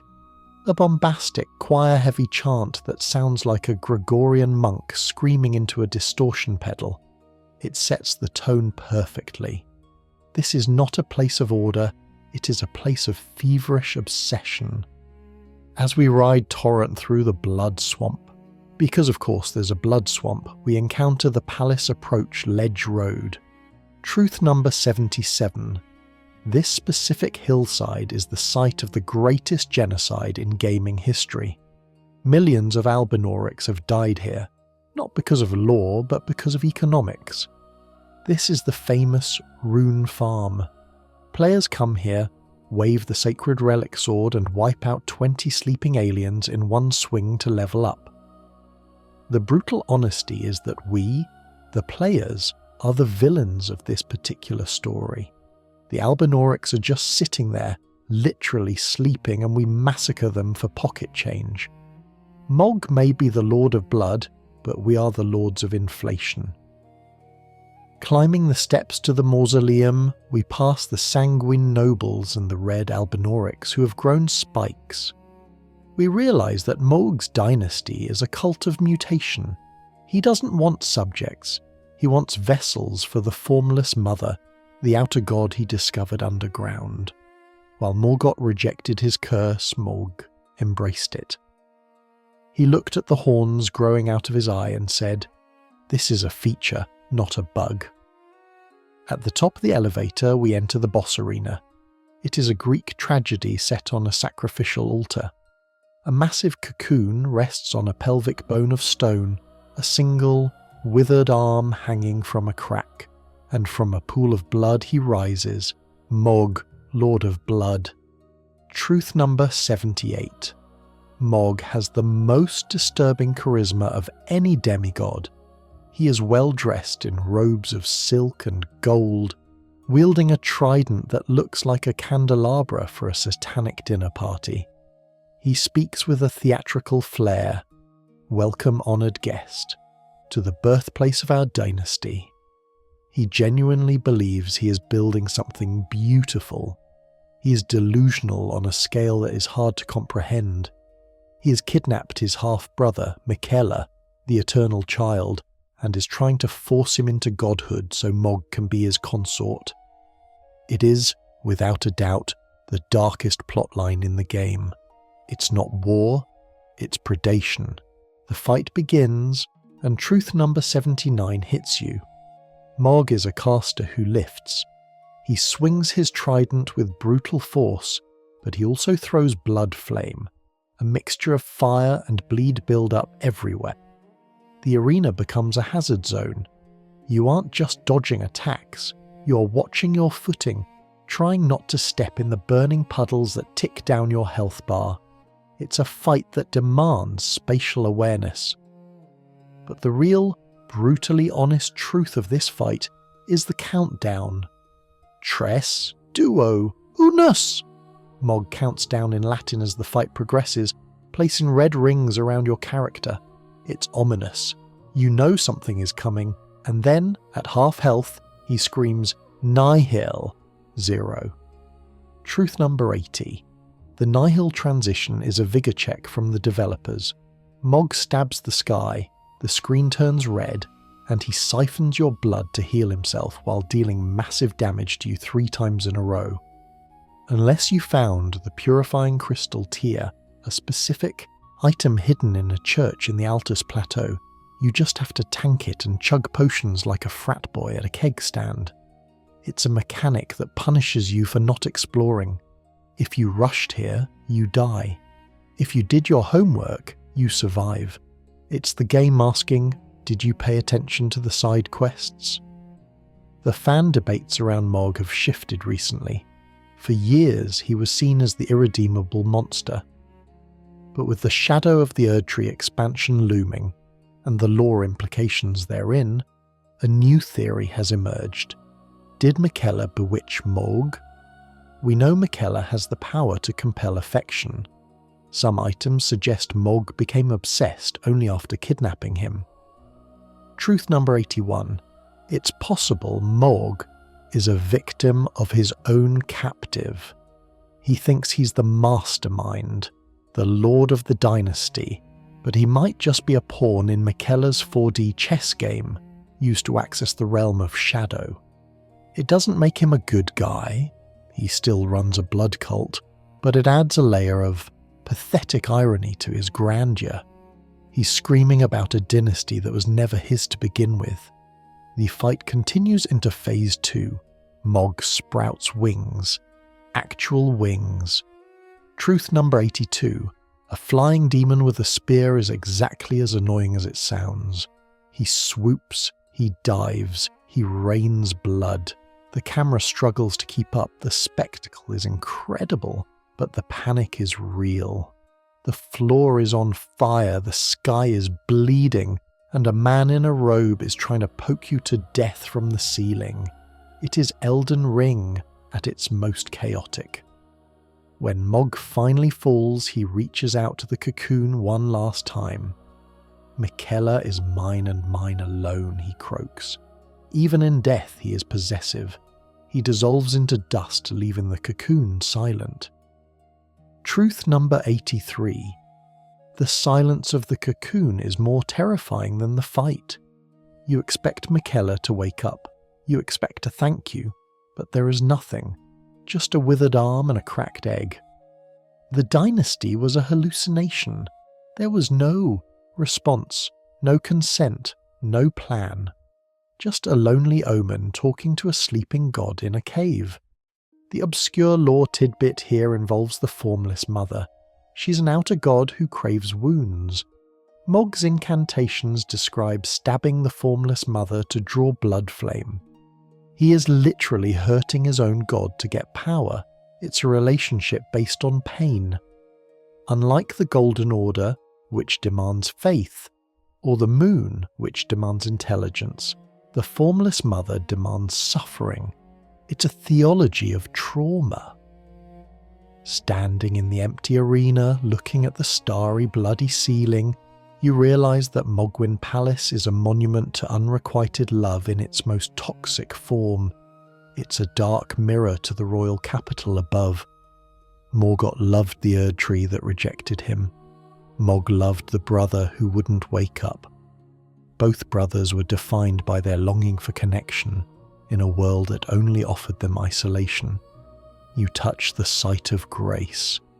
The red light washes over your character. You have the remembrance of the Bloodlord. You have his rune. But looking at that cocoon, you can't shake the feeling that you walked in on something you weren't supposed to see. The fight is over, but the story of the cocoon is far from finished. And honestly, you're kind of glad you don't have to deal with whatever is inside that egg. At least, not yet. We teleport away, leaving the blood-soaked underground behind. We need fresh air. We need open skies. But the lands between has a way of trading one horror for another. From the fires of blood, we move to the cold void of the stars. Because deep beneath Liurnia, something else is waiting. Something that didn't come from the earth, but crashed into it. We leave the humid, copper-scented air of Mogwyn Palace and drift further into the dark. If the previous leg of our journey was about the heat of blood and fire, this section is about the cold, indifferent silence of the void. We are travelling to the absolute bottom of the world map, to places where the map itself seems to give up and dissolve into grey mist. To get there, we often have to perform the most absurd ritual in the game, hopping into a stone coffin and riding it over a waterfall. Truth number 84. The public transit system in the lands between is essentially a series of log flume rides designed for corpses. You climb into a sarcophagus, gravity takes the wheel, and you wake up in a nightmare.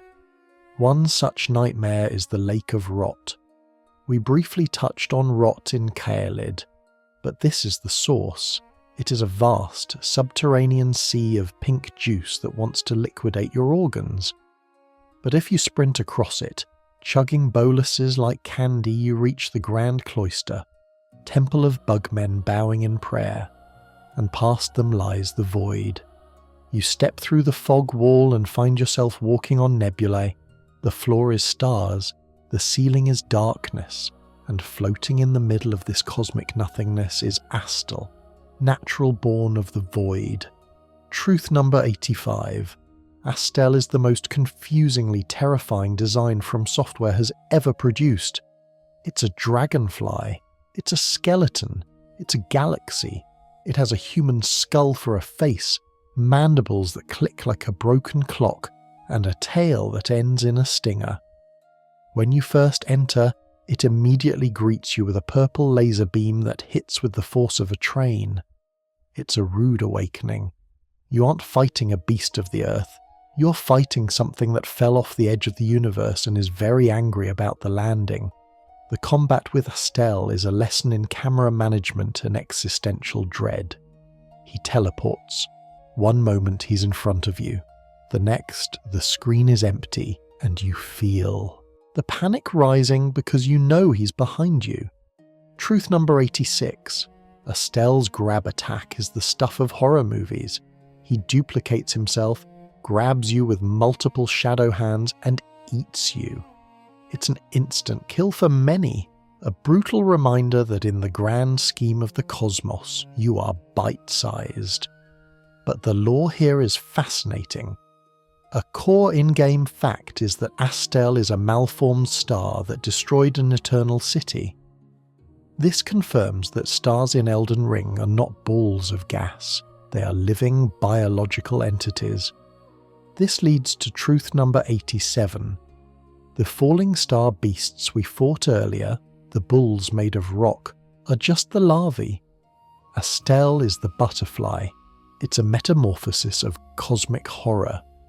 The universe is teeming with these things, and Radahn, rest his soul, was the only one keeping the bug zapper turned on. With him gone, the window is open and the mosquitoes are coming in. Leaving the void, we travel to another deep place, the Deeproot Depths. This area lies directly beneath the Erdtree, tangled in its massive glowing roots. The atmosphere here is thick, aquatic, and mournful. We're literally walking in the grave of the world. Gargoyles patrol the branches, and giant ants fly through the air. Why are there always giant ants? That's a question for a biologist, but truth number 88 suggests that wherever there is decay, nature sends a cleanup crew. Our destination is the Prince of Death's throne. Here we find the true body of Godwyn the Golden. We saw his face in Stormvale, but that was just a pustule. This is the source. Truth number 89. Godwyn is not a pretty corpse. He is mutated into a giant clam-like fish monster. His face is distorted, flattened like a pancake, and he has a mermaid tail. It's grotesque. The first dead demigod isn't resting in peace. He is festering, his corruption seeping into the roots of the tree and spreading death blight across the map. He is a living tumour in the planet's nervous system. Sitting before this monstrosity is Fear, the deathbed companion.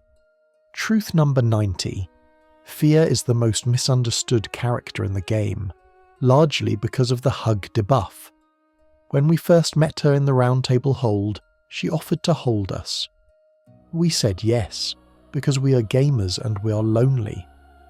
But that hug came with a cost, a 5% reduction in maximum health. For months, players ran around with a red square icon under their stamina bar, wondering why they were dying so fast, unaware that the nice lady's cuddle was actually a parasitic drain.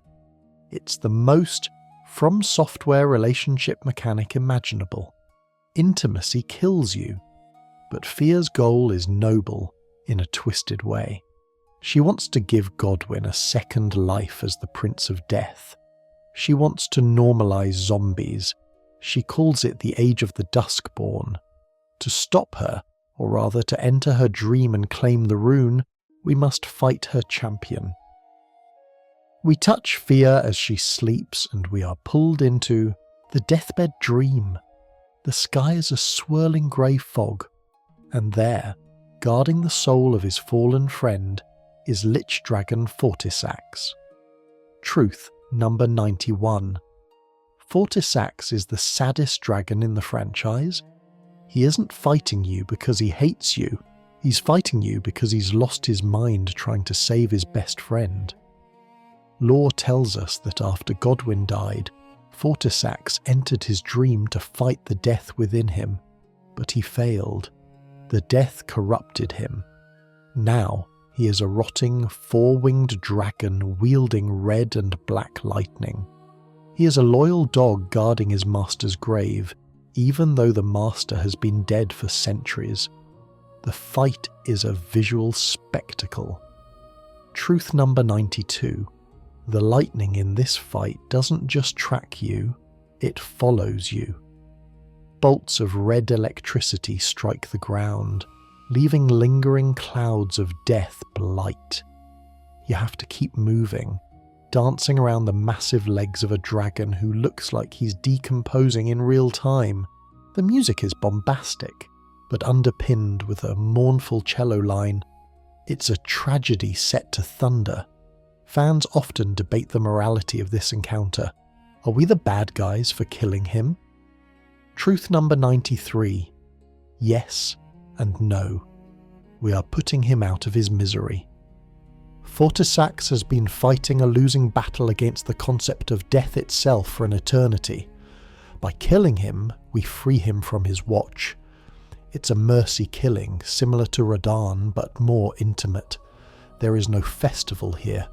No cheering crowds, just you, a rotting dragon, and a sleeping woman in a cave at the bottom of the world.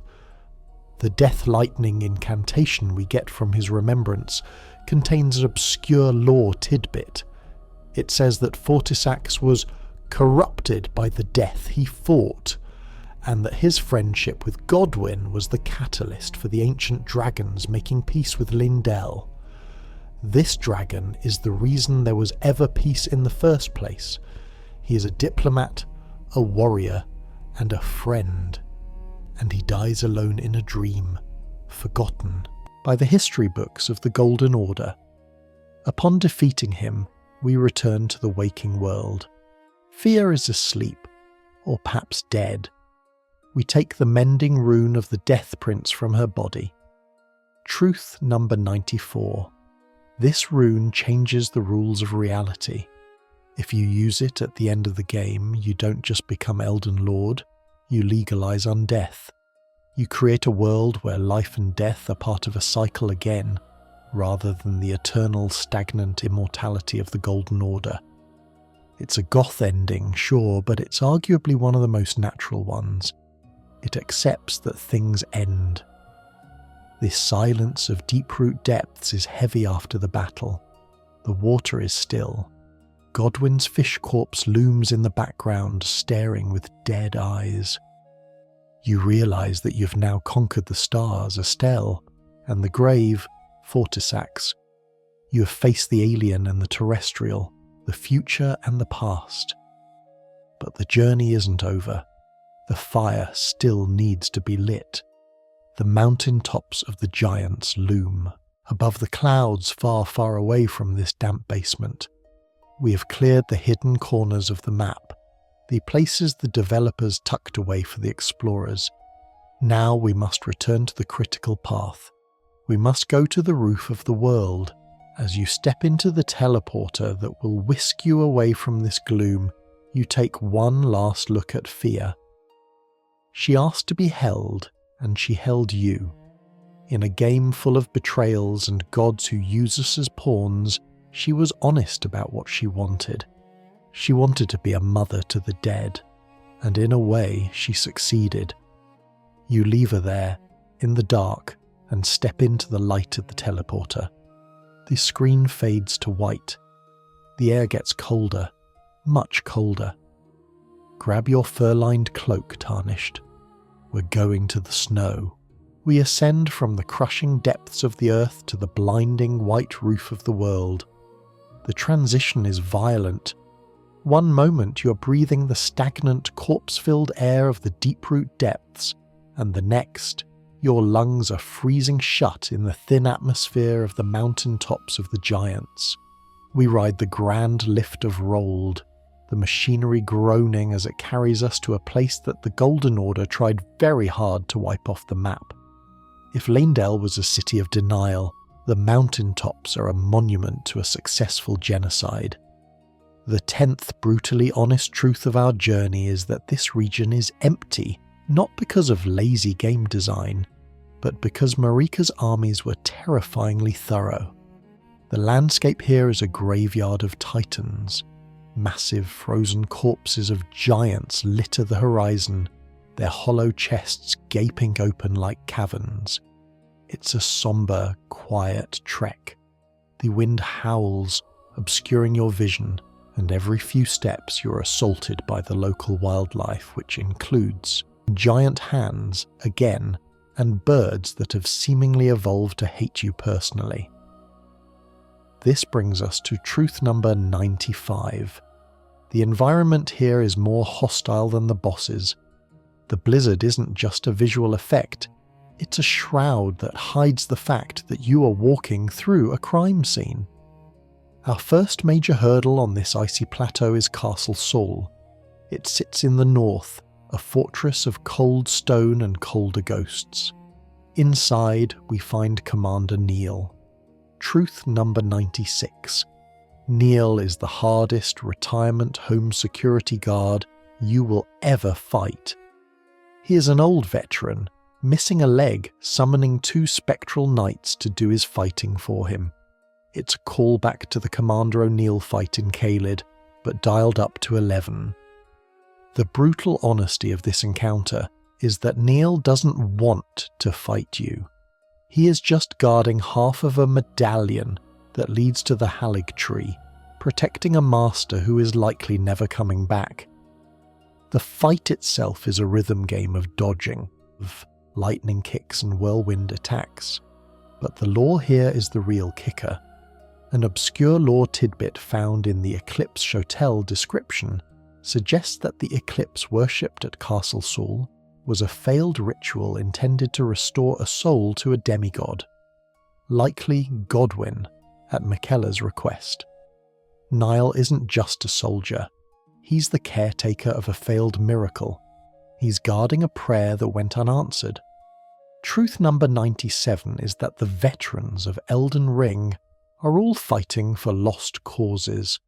Niall, like Redmond Freya or the Cleanrot Knights, is clinging to a loyalty that has outlived its purpose. Leaving the castle, we venture onto the frozen lake. The visibility drops to 0. A white fog swallows the world, and then a scream. Borealis, the freezing fog, appears. Truth number 98. Fighting a dragon in a blizzard is the ultimate test of your trust in the lock-on mechanic. You cannot see him.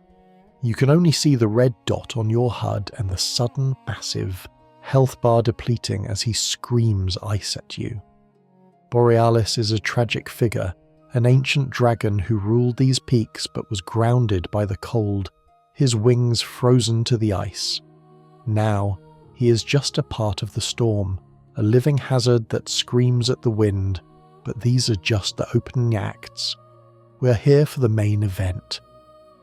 We cross the chain bridge, a terrifyingly narrow path suspended over a bottomless drop, and approach the Forge of the Giants. Standing in our way is the last of his kind, the Fire Giant. Truth number 99. The Fire Giant is not a boss, he is a geography problem. He's so large that you cannot see his telltale animations because his knee takes up your entire 4K monitor. Fighting him is less about combat and more about podiatry. You spend the first phase hacking away at his ankle, feeling like an ant attacking a skyscraper. The sense of scale is awe-inspiring, but it also highlights a mechanical truth. The camera is the real enemy here. When he rolls away, a maneuver that covers half a mile, you're left sprinting across the snow, stamina draining, just to get back into toe-stabbing range. But look closer at him. Truth number 100. The Fire Giant is a victim of unimaginable cruelty. He isn't fighting you because he's evil.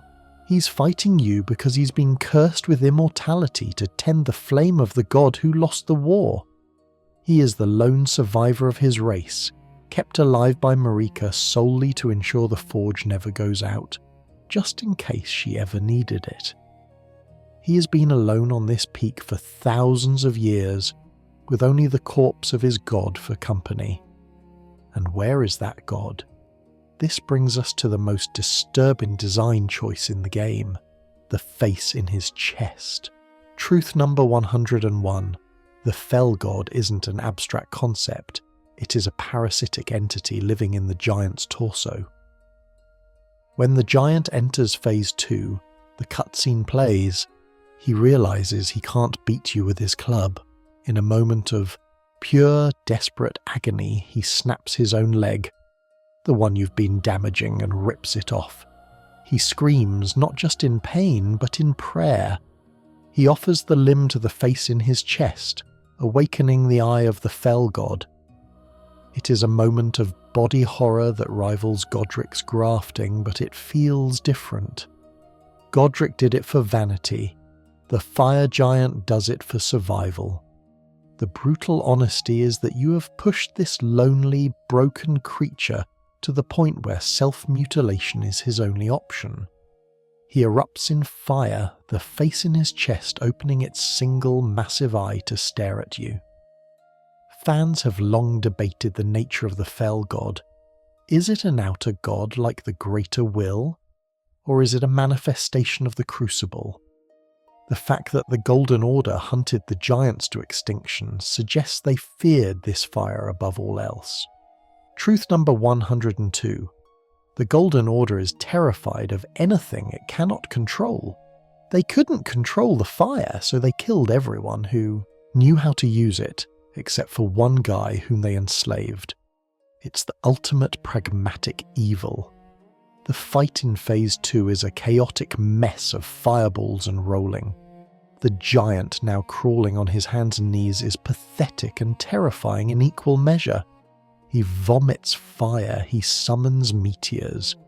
"Burn, O flame," he seems to cry, unleashing the very power that got his people killed. When he finally falls, there is no triumph. He simply collapses, the fire in his chest flickering out. The last giant is dead. You have finished the job that Godfrey started an age ago. The mountain is now truly empty. We walk past his massive corpse and ascend the chain to the Forge of the Giants. It is a massive basin of embers, glowing with a heat that you can feel through the screen. We stand at the precipice. This is the point of no return. Truth number 103. The game asks you to commit a cardinal sin, but it frames it as a necessity. Malenia appears. She offers herself as kindling. "I have long observed the lands between," she says. "This world is in dire need of repair, and death indiscriminate." She touches your hand, and for a moment the loneliness of the mountain fades. She's willing to burn so that you can rule. Or, if you inherited the frenzied flame from the 3 fingers beneath the capital, a choice made by those who listen to the chaotic whispers of Shabriri, you burn yourself, saving her life but earning her eternal hatred. Either way, truth number 104 is that the burning of the Erdtree is the most beautiful catastrophe in gaming. The tree catches fire. The red embers rise into the golden canopy, turning the sky a bruised violet. The capital, the place we fought so hard to reach, is being buried in ash. You look out over the world you have spent 100 hours exploring, and you watch it burn.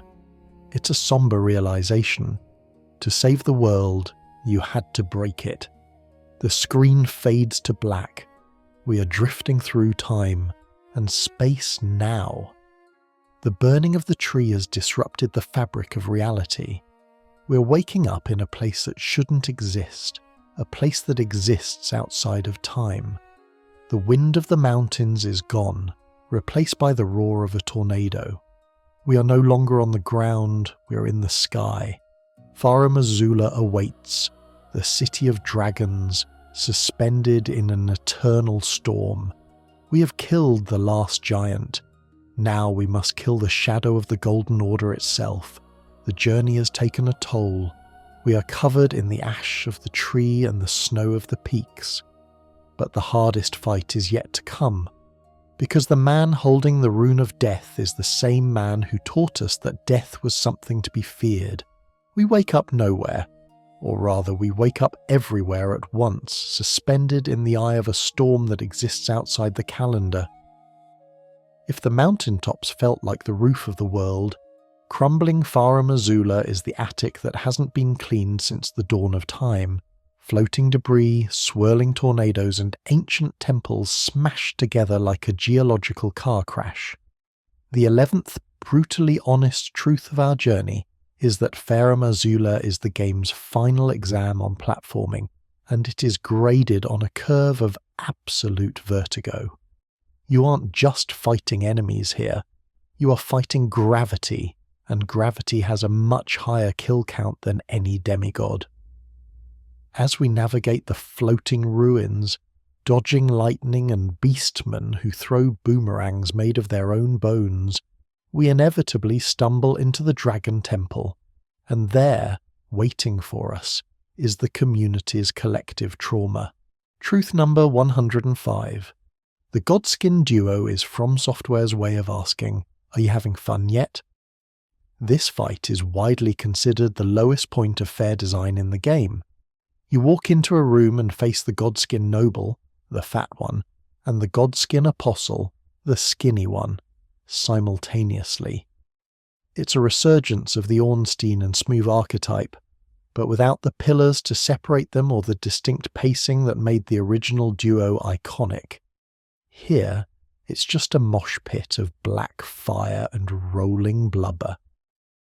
The brutal honesty is that this fight forces almost everyone to become a chemist. We don't beat them with skill, we beat them with sleep pots. We drug them. It's the only boss fight where the canonical strategy is to act like an unethical anesthesiologist. Past the duo, the architecture tells a story of a civilization that predates the Erdtree. We see the beastman skeletons dressed in gold jewellery, possessing 5 fingers, a sign of intelligence in a world where beasts are usually seen as lesser. This brings us to truth number 106. The dragons didn't just rule. They had a society. The beastmen weren't pets, they were citizens. Seeing them now, feral and rotting in a city that is literally falling apart, is a melancholy reminder that every empire, no matter how high it flies, eventually turns into a dungeon for a loot-hungry tarnished. But there is a secret here, hidden off the edge of a cliff. If you look down at a specific point, you see floating platforms leading to a piece of masonry suspended in the void. You lie down in one of the empty graves, because again, our character loves hopping into graves, and time reverses. The storm stops, the debris reassembles, and the Dragon Lord descends. Truth number 107. Dragon Lord Placidiax is the coolest boss you almost missed. He hangs in the air like a thundercloud, a massive 2-headed dragon made of stone and gold. But look closer at his neck. Truth number 108. Placidiusax is incomplete. You can clearly see the stumps where 3 other heads used to be. An obscure lore tidbit confirms he was once the Elden Lord of a previous age, the consort to a god that fled. He has been sitting here, in the heart of the storm, waiting for his partner to return for thousands of years. He is the Hachiko of dragons, a king of nothing, mediating with the greater will in a dead signal zone. The fight itself is a spectacle of nuclear proportions. Placidusax doesn't just breathe fire. He summons thunderstorms and vanishes into clouds of smoke, only to reappear with a swipe of red lightning. And then there's his ultimate attack, Placidusax Ruin, where he fires golden lasers from his mouth that sweep across the arena, obliterating everything. It's a light show that screams ancient power. It feels like you're fighting a natural disaster that learned how to aim. Fans have long debated the nature of Farum Azula's timeline. Is it in the future, the past? Truth number 109. It's a prison of time. By entering the storm, we are stepping out of the linear progression of history. This is why Placidusax is still alive here, and why the needle of Miquella can be used here to subdue the frenzied flame. It is a place where cause and effect are paused, a sanctuary for things the Golden Order wanted to forget but couldn't destroy. Leaving the Dragon Lord to his eternal wait, or his death if you were thorough, we proceed to the main bridge. A draconic Tree Sentinel guards the fog wall. Truth number 110. This guy is just rude. He has the same moveset as the one in Altus, but he hits like a freight train because he's level scaled for the endgame. He is the final bouncer before the VIP room, and he takes his job way too seriously. Most of us just run past him, because by this point in the game, our patience for refighting mini-bosses has evaporated. We traverse the fog and enter a large Colosseum-like arena. A hooded figure crouches at the far end. It's the beast clergyman. If you fed him Deathroot and Caelid, he recognizes you. Tarnished. Why? He asks, his voice trembling with betrayal. Truth number 111. This is the most personal betrayal in the game. We spent hours feeding this guy, helping him satisfy his hunger, thinking we were aiding a poor, cursed creature. And now we realize we were just powering up the final security system. He attacks with a frenzied, desperate speed, throwing rocks and swiping with a dagger. He isn't fighting like a warrior. He's fighting like a cornered animal terrified of failing his master one last time. But then, at half health, the transformation happens. He stabs his own hand, pulls out a massive black blade, and the hood burns away. O death, become my blade once more. Truth number 112. Maliketh, the Black Blade, is the scariest dog in the park. He reveals his true form, a sleek, armoured wolf man who moves with terrifying agility. He bounds off invisible pillars in the air, spinning and slashing with a sword that burns with the colour of dried blood. He is Marika's half-brother, her shadow, programmed to be loyal to her forever, and his tragedy is that he carries the one thing she feared most, destined death. This brings us to truth number 113. The destined death status effect is an anxiety-inducing mechanic.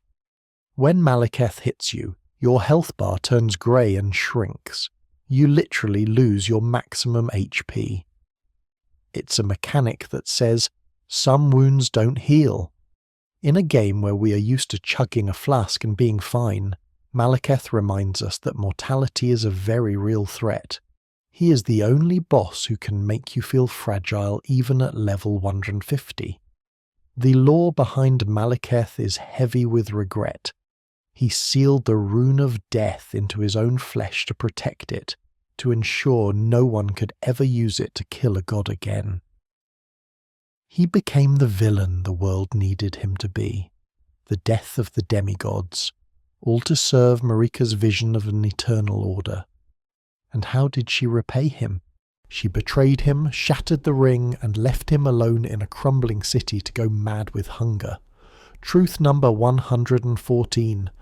Maliketh is the ultimate good boy who was given a bad owner. His loyalty was his undoing. When he dies, he doesn't curse you. He apologizes to Marika. Forgive me, Marika. The Golden Order cannot be restored. It breaks your heart right before the legend-felled text pops up to comfort you. With Maliketh dead, the rune of death is unbound. The camera pans up to the Erdtree. The red flames that were slowly burning it suddenly turn a deep, ominous black. The world changes. Truth number 115. You have just committed the ultimate irreversible act. Up until now, you could pretend you were fixing things, but unbinding death means the world can never go back to the way it was.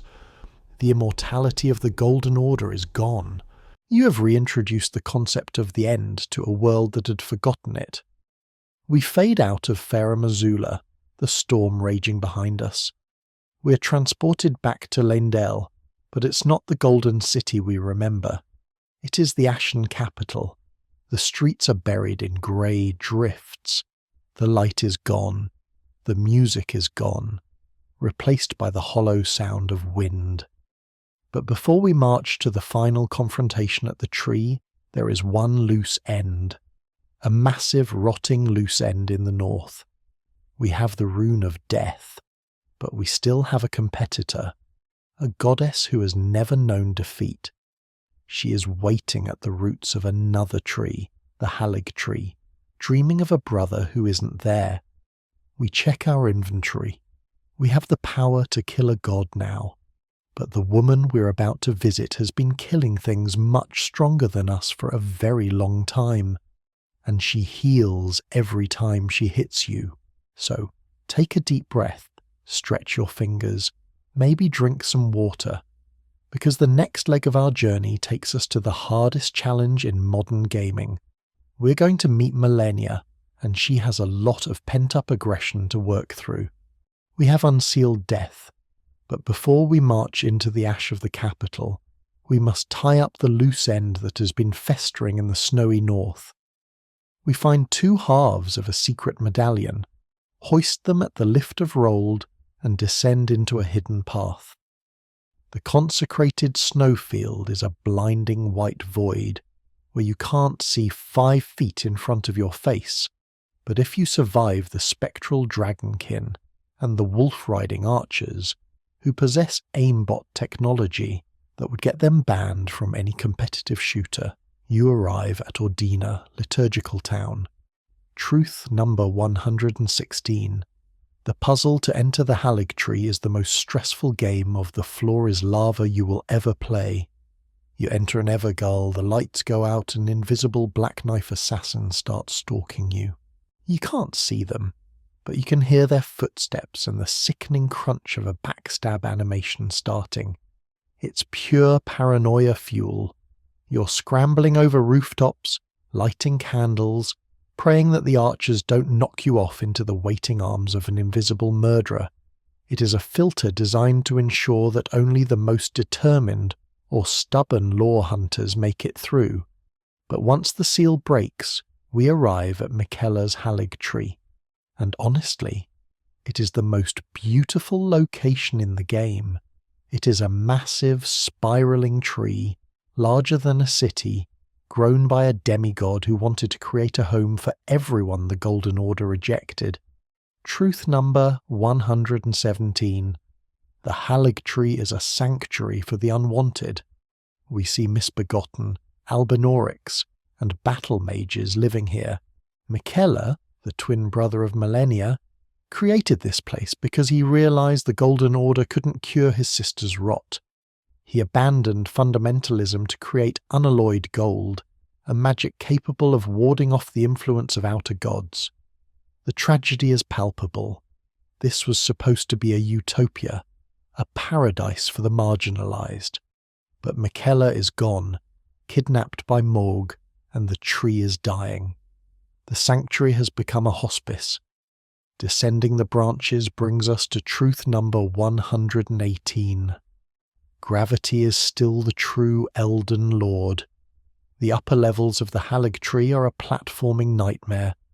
You're walking on narrow branches while Oracle envoys, the giant ones this time, shoot bubbles at you that hit like tactical nukes. There is something deeply humbling about being a god-slaying warrior who gets knocked to their death by a trumpet fanfare. It's the game reminding you that no matter how high your level is, you still have to watch your step. As we reach the city of Elphael, brace of the Haligtree, the difficulty spikes to absurd levels. We encounter the Cleanrot Knights. Truth number 119. These knights are the most loyal soldiers in history. They followed Malenia into the rot, knowing it would eventually eat them from the inside out. They fight with a desperate grace, wielding spears and scythes, vomiting rot upon you. They are dying, but they refuse to leave their post. It's a somber reflection of Malenia's charisma. She inspired a loyalty that transcended self-preservation. At the very bottom, past the Crystallians and the Rot Swamp drainage channel, because of course there's another rot swamp, we find a church. And in that church, sitting in a chair with a prosthetic arm attached, is the blade of Miquella. Truth number 120. Malenia is the hardest boss FromSoftware has ever designed, and it's not even close. She stands up, attaches her arm, and speaks the line that has been etched into the nightmares of millions. I am Malenia, blade of Miquella, and I have never known defeat. She isn't bragging, she's stating a fact. She fought Radan to a standstill, she nuked a continent, and now she's looking at you. The fight begins, and immediately you notice something wrong. Truth number 121. Malenia cheats. She has a passive ability that allows her to heal every time she hits you. Even if you block with a shield and take 0 damage, she still heals. It fundamentally breaks the rules of Dark Souls combat, which taught us that blocking is safe. Against Malenia, blocking is feeding. She turns your defense into her potion. It forces you to unlearn a decade of muscle memory. You cannot turtle. You must dodge. You must be perfect. And then she jumps into the air. She curls up. The camera zooms out. Truth number 122. Waterfowl dance is the most terrifying move in gaming history. It is a flurry of anime-style slashes that covers the entire arena. If you are close to her when she starts it, you are dead. If you panic roll, you are dead. If you hesitate, you are dead. Survival requires a specific, counterintuitive sequence of running away, dodging through the second flurry and walking away from the third. It took the community weeks to figure out how to consistently survive it. For the average player, it is a game over button that she can press whenever she feels like it. There is a core in-game fact here that adds to the horror. Malenia is blind. Her eyes have been eaten by the rot. She is fighting you based on sound and instinct, sensing the water in your blood. The fact that a blind, rotting amputee is kicking your ass so effortlessly is the ultimate humbler. But we persevere. We learn the dance. We whittle her health down to 0. We cheer. We put down the controller. And then a cutscene plays. Truth number 123. The Phase 2 transition is a masterpiece of despair. Wait, she whispers. The scarlet bloom flowers once more. She rises into the air, wings of rot sprouting from her back. She is no longer just a warrior. She is the goddess of rot. She crash lands on you with a massive explosion of scarlet Liurnia. If you are standing still celebrating, you die instantly. In this phase, she is aggressive, relentless, and constantly inflicting rot, but the lore implications are staggering. Truth number 124. Malenia didn't want this. Throughout the game, we learn that she has been fighting the rot her entire life. Her pride was her resistance. By blooming into the goddess of rot, she is admitting defeat. She is giving in to the very thing she hated to save her life. She's becoming the vessel for the outer god of rot, sacrificing her dignity for power. It's not a power-up in the traditional sense, it's a tragedy. She's broken the needle Miquella gave her to hold back the curse. Fans still debate the nature of her waiting. Was she asleep? Was she comatose? Truth number 125. Malenia was likely dreaming. Miquella is associated with sleep and dreams, St. Trina. Malenia was waiting for Miquella to return from his cocoon to cure her. She didn't know he was kidnapped. She sat in that chair, rotting, holding on to the hope that her brother would come back and fix everything. When we walk in, we are the bearer of bad news. We are the proof that Miquella failed. There is an obscure lore tidbit involving the Blue Dancer charm. It tells of a blind swordsman who sealed away an ancient god of rot. Malenia's fighting style, the flowing, water-like movements, was taught to her by this blind swordsman. She modelled her entire existence on the one person who defeated the rot. But in the end, she couldn't emulate him perfectly. She succumbed. The student failed the master not because of a lack of skill, but because the curse was in her blood from birth. When you finally defeat her, perhaps after 50, 100 or 200 attempts, she doesn't rage. She commends your strength. Your strength, extraordinary, she gasps. And then she fades into a flower. Truth number 126. The reward for beating the hardest boss in the game is emptiness. There is no cutscene showing the world saved. There's just a giant flower in the room. You get her rune, which is admittedly powerful, rally potential, and her remembrance. But the feeling is somber. You didn't save her. You couldn't save her. You just put down a rabid demigod who was already dying. If you bring the unalloyed gold needle, obtained from completing Millicent's questline, to the flower, you can get Miquella's needle. This item allows you to tame the frenzied flame, giving you an out from the bad ending. Truth number 127. This confirms that Malenia was the key to resisting the outer gods all along, even in death her essence, or Miquella's craft preserved within her, provides the only tool capable of telling the greater will and the frenzied flame to shut up. Leaving the Haligtree feels different than leaving other areas.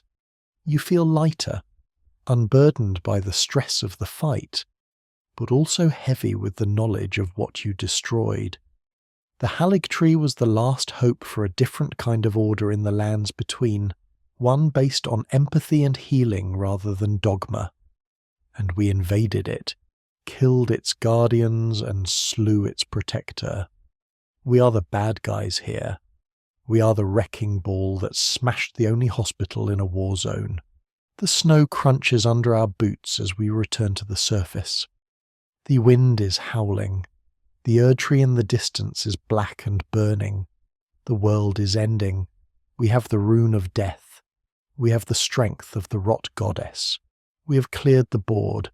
There is only one thing left to do. We must return to the Ashen capital. We must climb the stairs to the throne one last time. But the path isn't empty. There is one warrior left. The first warrior. The man who started it all. He has returned from his exile and he wants his chair back. Prepare your weapons, Tarnished. The king is home, and he fights like a wrestler who knows the script is fake but hits you for real anyway. We return to Leyndell, but the city we knew is gone. The golden roofs, the sweeping vistas, the sense of eternal majesty. All of it has been buried under a suffocating blanket of grey ash. The Erdtree burns in the sky, a black and red pillar of ruin, shedding its debris onto the streets below. The 13th brutally honest truth of our journey is that the apocalypse is quiet. There is no chaotic screaming, no fleeing citizens. Just the wind whistling through the hollowed-out ribs of the dragon grandsacks and the crunch of ash beneath our boots. The world feels smaller now, stripped of its secrets and its lies. We trudge through the drifts, heading back toward the sanctuary where we once fought the Golden Shade. But before we reach the throne, we are stopped by a familiar voice. Sir Gideon Ofnir, the All-Knowing. Truth number 128. Gideon is the ultimate armchair expert. He spent the entire game sitting in his library, demanding we bring him information, treating the world like a puzzle to be solved from a safe distance. Now he stands in our way, claiming that a Tarnished cannot become a lord, that Marika wants us to struggle eternally. The brutal honesty. Gideon is a coward who mistook cynicism for wisdom. He peered into the will of Queen Marika, saw the impossible scale of the task, and decided that since he couldn't do it, no one could. He is the guy in the comments section telling you the game is broken, because he can't beat the tutorial. Putting him down isn't a grand duel, it's a pest control measure. He spams magic, he monologues, and then he dies, realizing too late that knowing everything is useless if you don't have the strength to swing a sword. With the all-knowing roadblock removed, we ascend the final steps to the Erdtree sanctuary. The doors open, and there, cradling the withered, shrunken body of Morgott, is a man who needs no introduction. Godfrey, the first Elden Lord. Truth number 129. This is the most wholesome moment in the game, which is saying a lot considering it involves a dead body.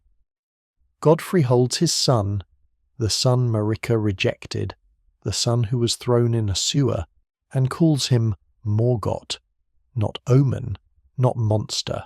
He validates him. "It's been a long while, Morgott," he whispers. He shows a paternal tenderness that the Golden Order completely lacks.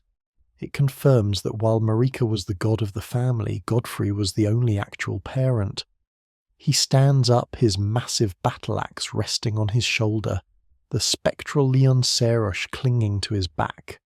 "I have returned," he announces, "to be granted audience once more."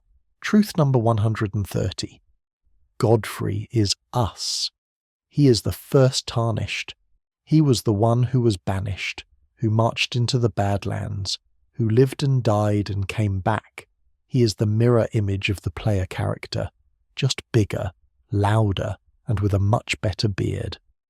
Fighting him isn't fighting a god or a monster. It's a mirror match. It's a contest to see which tarnished wants the chair more.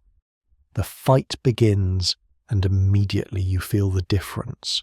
Truth number 131. Godfrey hits with the weight of a collapsing building. His axe swings are slow, deliberate, and terrifyingly heavy. But the real threat is his feet. Godfrey loves to stomp. He stomps the ground, sending shockwaves of rocks across the arena. The game forces you to jump. It's a mechanic introduced in the tutorial that many players forgot about until this exact moment. You cannot roll the shockwave easily. You have to hop over it like you're playing jump rope with an earthquake. As the fight progresses, we see the lion on his back, Serosh, roaring and manifesting spectral claws.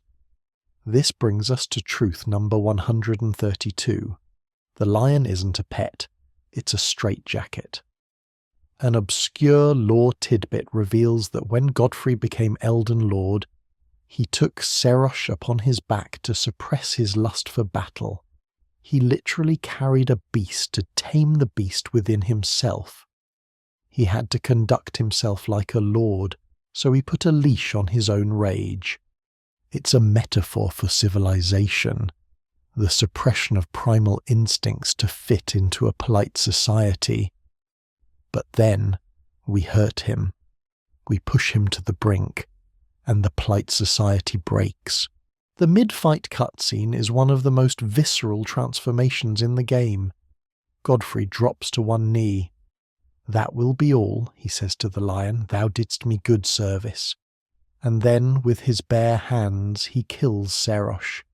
He rips the spectral lion apart, drenching himself in blood. Truth number 133. The first Elden Lord was never a noble king. He was a barbarian in a suit. By killing Serosh, he is shedding the Godfrey persona. He is stripping away the title, the manners, and the lie. He throws away his axe, he takes off his armor, he stands before you shirtless, covered in gore, his muscles rippling. The text on the screen changes. Horalu Warrior. Truth number 134. This phase transition turns Elden Ring into a WWE pay-per-view event. Horalu does not use weapons. He uses the chair. He runs at you with his hands raised, screaming. If he catches you, he doesn't stab you. He power bombs you. He launches you into the air and slams you into the earth so hard the screen shakes. It is ridiculous, over the top, and absolutely terrifying. The brutal honesty of this phase is that it reveals the foundation of the Golden Order. We spent the whole game thinking the Order was about laws, light and incantations. But the man who built it, the man Marika chose as her first consort, was a bloodthirsty savage who tore throats with his teeth. The Golden Age was built on a foundation of absolute unmitigated violence. Horalu is the truth behind the curtain. Civilization is just a thin layer of gold paint over a guy who wants to suplex you into oblivion. Truth number 135. Horalu's fighting style is a respect check. He doesn't use magic. He doesn't use status effects. He doesn't fly around shooting lasers. He just runs at you and punches you in the face. It's the purest fight in the game. "I've given thee courtesy enough," he roars. He's done holding back. He is fighting you man to man, warrior to warrior. There is no trick to beating him. You just have to be better at dodging than he is at grabbing. Fans often debate Marika's intent here. Did she banish Godfrey to the Badlands to make him stronger? to prepare him for this moment. Truth number 136. Yes. Marika's plan was a long con. She took away his grace so he would struggle, fight, and die outside the lands between, only to return stronger than ever to kill the Elden Beast. We were the backup plan. Godfrey was always the primary asset. We just happened to get to the door at the same time he did. When Huaralu finally falls, the moment is surprisingly dignified. He doesn't scream in anger. He doesn't curse you. He looks at his fading hands and says, "Brave, tarnished. Thy strength befits a crown." Truth number 137. This is the only validation that matters. We have been called foul, maidenless, and foolish by every demigod we've met. But the First Lord, the strongest of them all, acknowledges us. He passes the torch. He admits that we wanted it more. It's a moment of mutual respect between two people who understand that in this world, power is the only vote that counts. The arena falls silent. The ash continues to fall. The way to the Erdtree is open. The thorns that blocked us before have been burned away.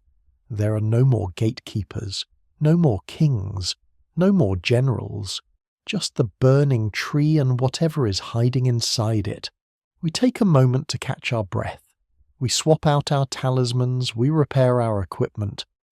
The journey has been long. We started in a cave in Limgrave, scared of a soldier with a torch. Now we have killed giants, dragons, sisters, and kings. We have dismantled the entire pantheon of the lands between. But the final truth awaits inside the trunk of the tree. The god of this world isn't a man, or a woman, or a dragon. It is something far older and far more confusing. We step through the golden fog one last time. The end is here, and it's going to be weird. We step through the fog, leaving the corpse of the first Elden Lord behind in the ash. We expect a throne room. We expect a council chamber. Instead, we step into a void of blinding light. We're inside the Erdtree, but it doesn't look like a tree anymore. It looks like the inside of a shattered diamond. Suspended in the air, crucified on a rune arc of crumbling stone, is Queen Marika the Eternal. She looks lifeless, a porcelain doll cracked down the middle, her blonde hair turned to stone. She falls to the floor, and for a moment we think the fight is over before it began. But then the hair shifts from gold to red. The body twists, the arm lifts a hammer. Truth number 138. The reveal of Radagon is the greatest show don't tell moment in the game. We spent dozens of hours solving the riddle of the sculptor in Leyndell, reading messages that said Radagon is Marika. But seeing it happen, seeing the female vessel of the Elden Ring physically transform into the male champion of the Golden Order, is a visceral shock. There are no words. Radagon doesn't monologue about his plans or his ideology. He simply picks up the hammer that shattered the world and turns to face you, and then the music hits. Truth number 139. The main menu theme returns. Throughout the entire game, that bombastic orchestral swelling of drums and horns was just background noise for press start. Now, it is his boss theme. It's the game telling you that this is the definitive conflict. You are fighting the title screen. You are fighting the concept of Elden Ring itself. Radagon of the Golden Order is a broken man, literally. His left side is missing large chunks of flesh, revealing a hollow stone interior filled with golden light. This brings us to truth number 140. Radagon is the ultimate fundamentalist. He is not fighting for glory, he is fighting for maintenance. While Marika shattered the ring to break the order, Radagon tried to repair it. Even now, his body is a patchwork of unsuccessful repairs. He fights with a stiff, mechanical efficiency, swinging the hammer not with rage but with the repetitive motion of a blacksmith trying to pound a floor out of the metal. You are the floor. The fight is a brutal test of rhythm. Radagon doesn't run. He walks toward you with terrifying purpose. Truth number 141. He is the only boss who can parry your spells. If you try to cast a glintstone comet at him, he simply swats it away with his hand. It's a talk-to-the-hand moment that completely invalidates pure mage builds who rely on spamming from a distance. He forces you to engage, he grabs you, slams you to the ground, and hits you with a hammer in a sequence that feels personal. But the most obscure lore tidbit here involves the crosshatch pattern on the stone behind him. It matches the pattern of the Elden Ring. Radagon's body is the vessel. By hitting him, you are literally hitting the ring. The cracks in his skin are the cracks in the laws of physics. Every time he slams the ground and gold shoots up in a lattice pattern, he's trying to impose order on the chaos you represent. He is the immune system of the divinity, trying to purge a virus. Fans have debated the relationship between Marika and Radagon endlessly. Are they the same person? Two souls in one body? A Jekyll and Hyde situation? Truth number 142. They are a tragedy of duality. Marika wanted to end the eternal struggle. Radagon wanted to perfect it. They are locked in an eternal internal conflict, sharing a body that is constantly breaking under the strain of their opposing wills. When we fight Radagon, Marika is nowhere to be found. She has either surrendered or been suppressed. We are fighting the half of God that refuses to change. When Radagon's health reaches 0, he doesn't die in the traditional sense. He falls to his knees, still clutching the hammer. He freezes into statue form, defeated. But the game isn't over. Black inky sludge erupts from the floor. It swallows Radagon. A massive arm, skeletal and starry, reaches out.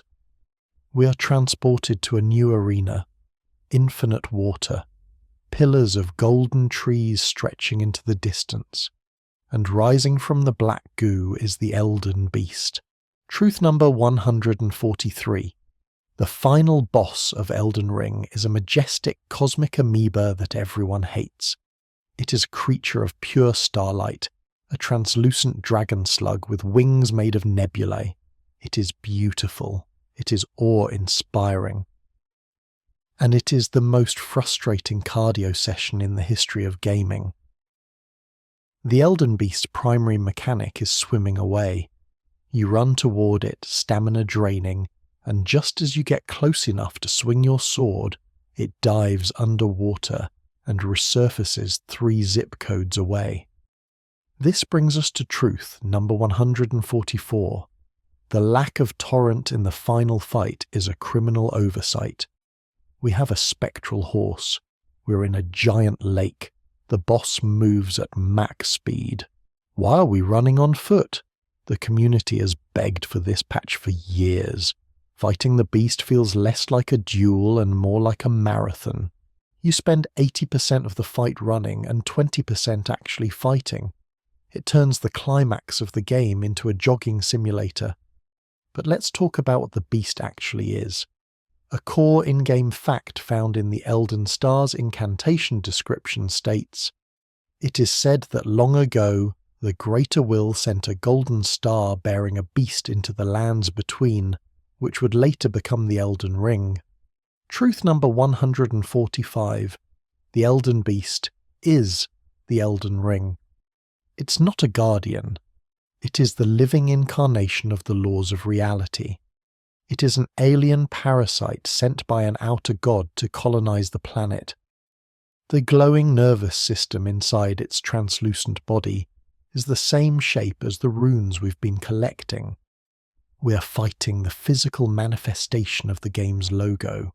The attacks of the beast are a mix of holy fire and cosmic wonder. It creates rings in the sky, the same rings seen in the dark sign of Dark Souls, that you have to jump over. It rains down golden missiles. But the worst move, the one that induces panic attacks, is Elden Stars. Truth number 146. Elden Stars is a homing missile that lasts forever. The beast fires a slow-moving golden orb that shoots smaller lasers at you. It follows you. It doesn't stop. While you're running from it, the beast is usually charging up a wave of sword beams. You are dodging a bullet hell shooter while trying to close the gap on a swimming dragon. It is sensory overload. It is the greater will throwing a tantrum because you broke its favourite toy. The arena itself is worth noting. The golden trees in the background are all identical. They represent other worlds, other orders, other Erdtrees. Truth number 147. The lands between is just one garden in a galaxy of gardens. The greater will has done this before. We're not unique. We're just one experiment in a cosmic forestry project. It makes your struggle feel incredibly small, which is likely the point. To an outer god, you're just a bug on a leaf. As you whittle the beast's health down, the music shifts. It becomes ethereal, almost sad. It's not a battle anthem, it's a eulogy. The beast isn't evil.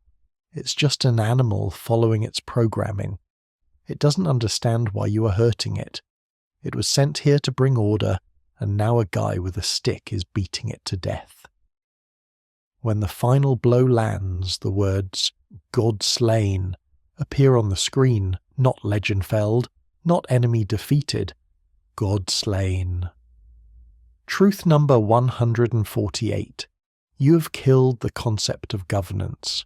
The beast dissolves into golden dust. Radagon is gone. Marika is gone. The Erdtree is just a burning husk. You are standing in the water, alone. The silence is deafening. There is no fanfare, no crowd cheering, just you and the fractured remains of Marika's body, which has fallen back out of the goo. The ending is now in your hands. You walk over to the stone statue of Marika. Her head is missing. Her body is crumbling. You can choose to mend the ring, using one of the runes you collected. You can summon Rani to start the Age of Stars. You can let the frenzied flame burn it all away. But regardless of the choice, truth number 149 is that the Golden Order is dead. The rigid, unyielding system that caused so much suffering is gone. You killed the king, Morgott, the lord, Godfrey, the champion, Radagon, and the god, Elden Beast. You have effectively decapitated the universe. The journey through the Erdtree was revelation. We expected answers, but we got violence. We expected a divine plan, but we found a broken family and a space alien. The divinity of the lands between was just a shiny coat of paint over a cosmic horror story. But there is one more chapter, because while we've solved the problem of the lands between, there is a shadow we haven't touched, a place that was hidden from us, veiled in secrecy and difficulty spikes that make Malenia look like a tutorial boss. The DLC awaits, the realm of shadow. We have slain a god, yes, but have we faced the one who walked away from godhood? Have we faced the sun who burned the world just to be left alone? The script isn't over yet. The nightmare has a basement. We thought the story ended with the death of the Elden Beast. We thought the screen fading to black was the final period on the sentence. But history, as it turns out, has a basement. To find the 150th truth, we must return to Mogwyn Palace, to that silent, withered arm hanging from the cocoon. We touch it, not with a weapon, but with curiosity, and instantly we are pulled into the realm of shadow. If the lands between is a place of fading grace, the realm of shadow is a place where grace goes to die. The sky is draped in spectral veils. The Erdtree looms overhead like a leaking wound in the cosmos, and the first thing you see is a furnace golem. Truth number 150. These walking wicker men are the most tedious enemies ever designed. They are massive, flaming baskets filled with burning corpses, stomping around with a health pool that rivals a demigod. They aren't fun, they are chores. They exist to tell you that in this land suffering is industrial. Marika didn't just hide her enemies here, she incinerated them in mass production ovens. We trek through the gravesite plains to Bayle, Tower Settlement. We climb the stairs, dodging scorpion spiders, to face the divine beast dancing lion. Truth number 151. The true boss of this fight is the camera. The dancing lion is a frantic, twisting mass of cloth and wind, moving so erratically that your lock-on system has a seizure. It's a beautiful concept, a puppet controlled by two people, mimicking a traditional lion dance. But in practice, you spend the entire fight staring at the texture of its fur while getting hit by lightning you couldn't see coming. It's a chaotic, dizzying welcome to the DLC's philosophy. We know you beat the base game, now deal with this. Pushing deeper, we find Castle Ensis and its guardian, R'Lana, Twin Moon Knight. Truth number 152. R'Lana is the player 2 of the Carian royal family. She is Renala's younger sister, a princess who gave up her birthright to follow Messmer into the dark because she had a crush. She stands in a damp courtyard, wielding 2 swords and blending glintstone magic with fire. She is everything a Spellblade build wants to be, but her tragedy is quiet. While Renala became queen, R'Lana became a jailer, guarding the path to a shadow keep for a man who barely acknowledges her existence. She abandoned the moon for a flame that doesn't warm her, and then we reach the shadow keep. This towering fortress is the home of the DLC's cover star, Messmer the Impaler. Truth number 153. Messmer is the most dutiful son in a family of traitors. We enter his dark chamber and he asks, "Mother, wouldst thou truly lordship sanction in one so bereft of light?" He sounds heartbroken. He has been waging a genocidal crusade against the Haunsant for centuries, burning the Shadowlands to purge the Omen curse, all on Marika's orders. And she left him here. She abandoned him. The brutal honesty is that Messmer is the janitor of the Golden Order. He cleaned up the messes Marika didn't want to see, and his reward was to be locked in the basement and forgotten. The fight reveals his curse. Truth number 154. The base serpent living inside him confirms that the snake motif in Elden Ring isn't just about Rykard. It's genetic defect of the godhood. Messmer rips out his own eye to unleash the serpent, transforming into a writhing mass of snakes and fire. He is a monster, yes, but he is a monster made by his mother. When he dies, cursing Marika, you don't feel triumph. You feel like you just put down a dog that was trained to be mean and then punished for barking. We cannot speak of the Shadow Realm without mentioning the jagged peak. We climb the mountain listening to the screaming of a man named Aigon. "Curse you, Bayle," he roars. Truth number 155. Egon is the greatest hypeman in gaming history. He summons himself into the fight against Bayle the Dread, a dragon missing a leg and half its wings, and screams insults at it the entire time. Bayle is a nightmare of fire and lightning, the rival who maimed Placidusax. But fighting him alongside a man who literally refuses to die out of pure spite is the most cathartic experience in the expansion. It teaches us that in a world of depressed demigods, sometimes the strongest power is just being really, really angry. But the core of the DLC is Miquella the Kind. We follow his footsteps, finding Miquella's crosses scattered across the map, Truth number 156. Miquella is terrifying. We thought he was a victim, a sleeping child, but the crosses reveal that he is systematically slicing off pieces of his own soul. Here I abandon my flesh, one says. Here I abandon my love. He's lobotomizing himself to become a god. He believes that to save the world he must shed everything that makes him human. His doubt, his fear, and eventually his heart. This leads us to the stone coffin fisher and St. Trina.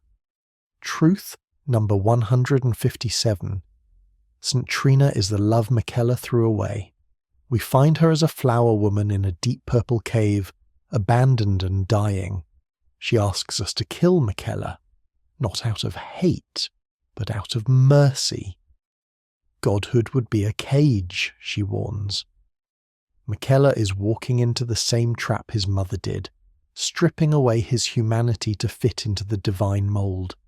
He's becoming a monster of pure compassion, a being who will force the world to be happy, even if it means brainwashing everyone.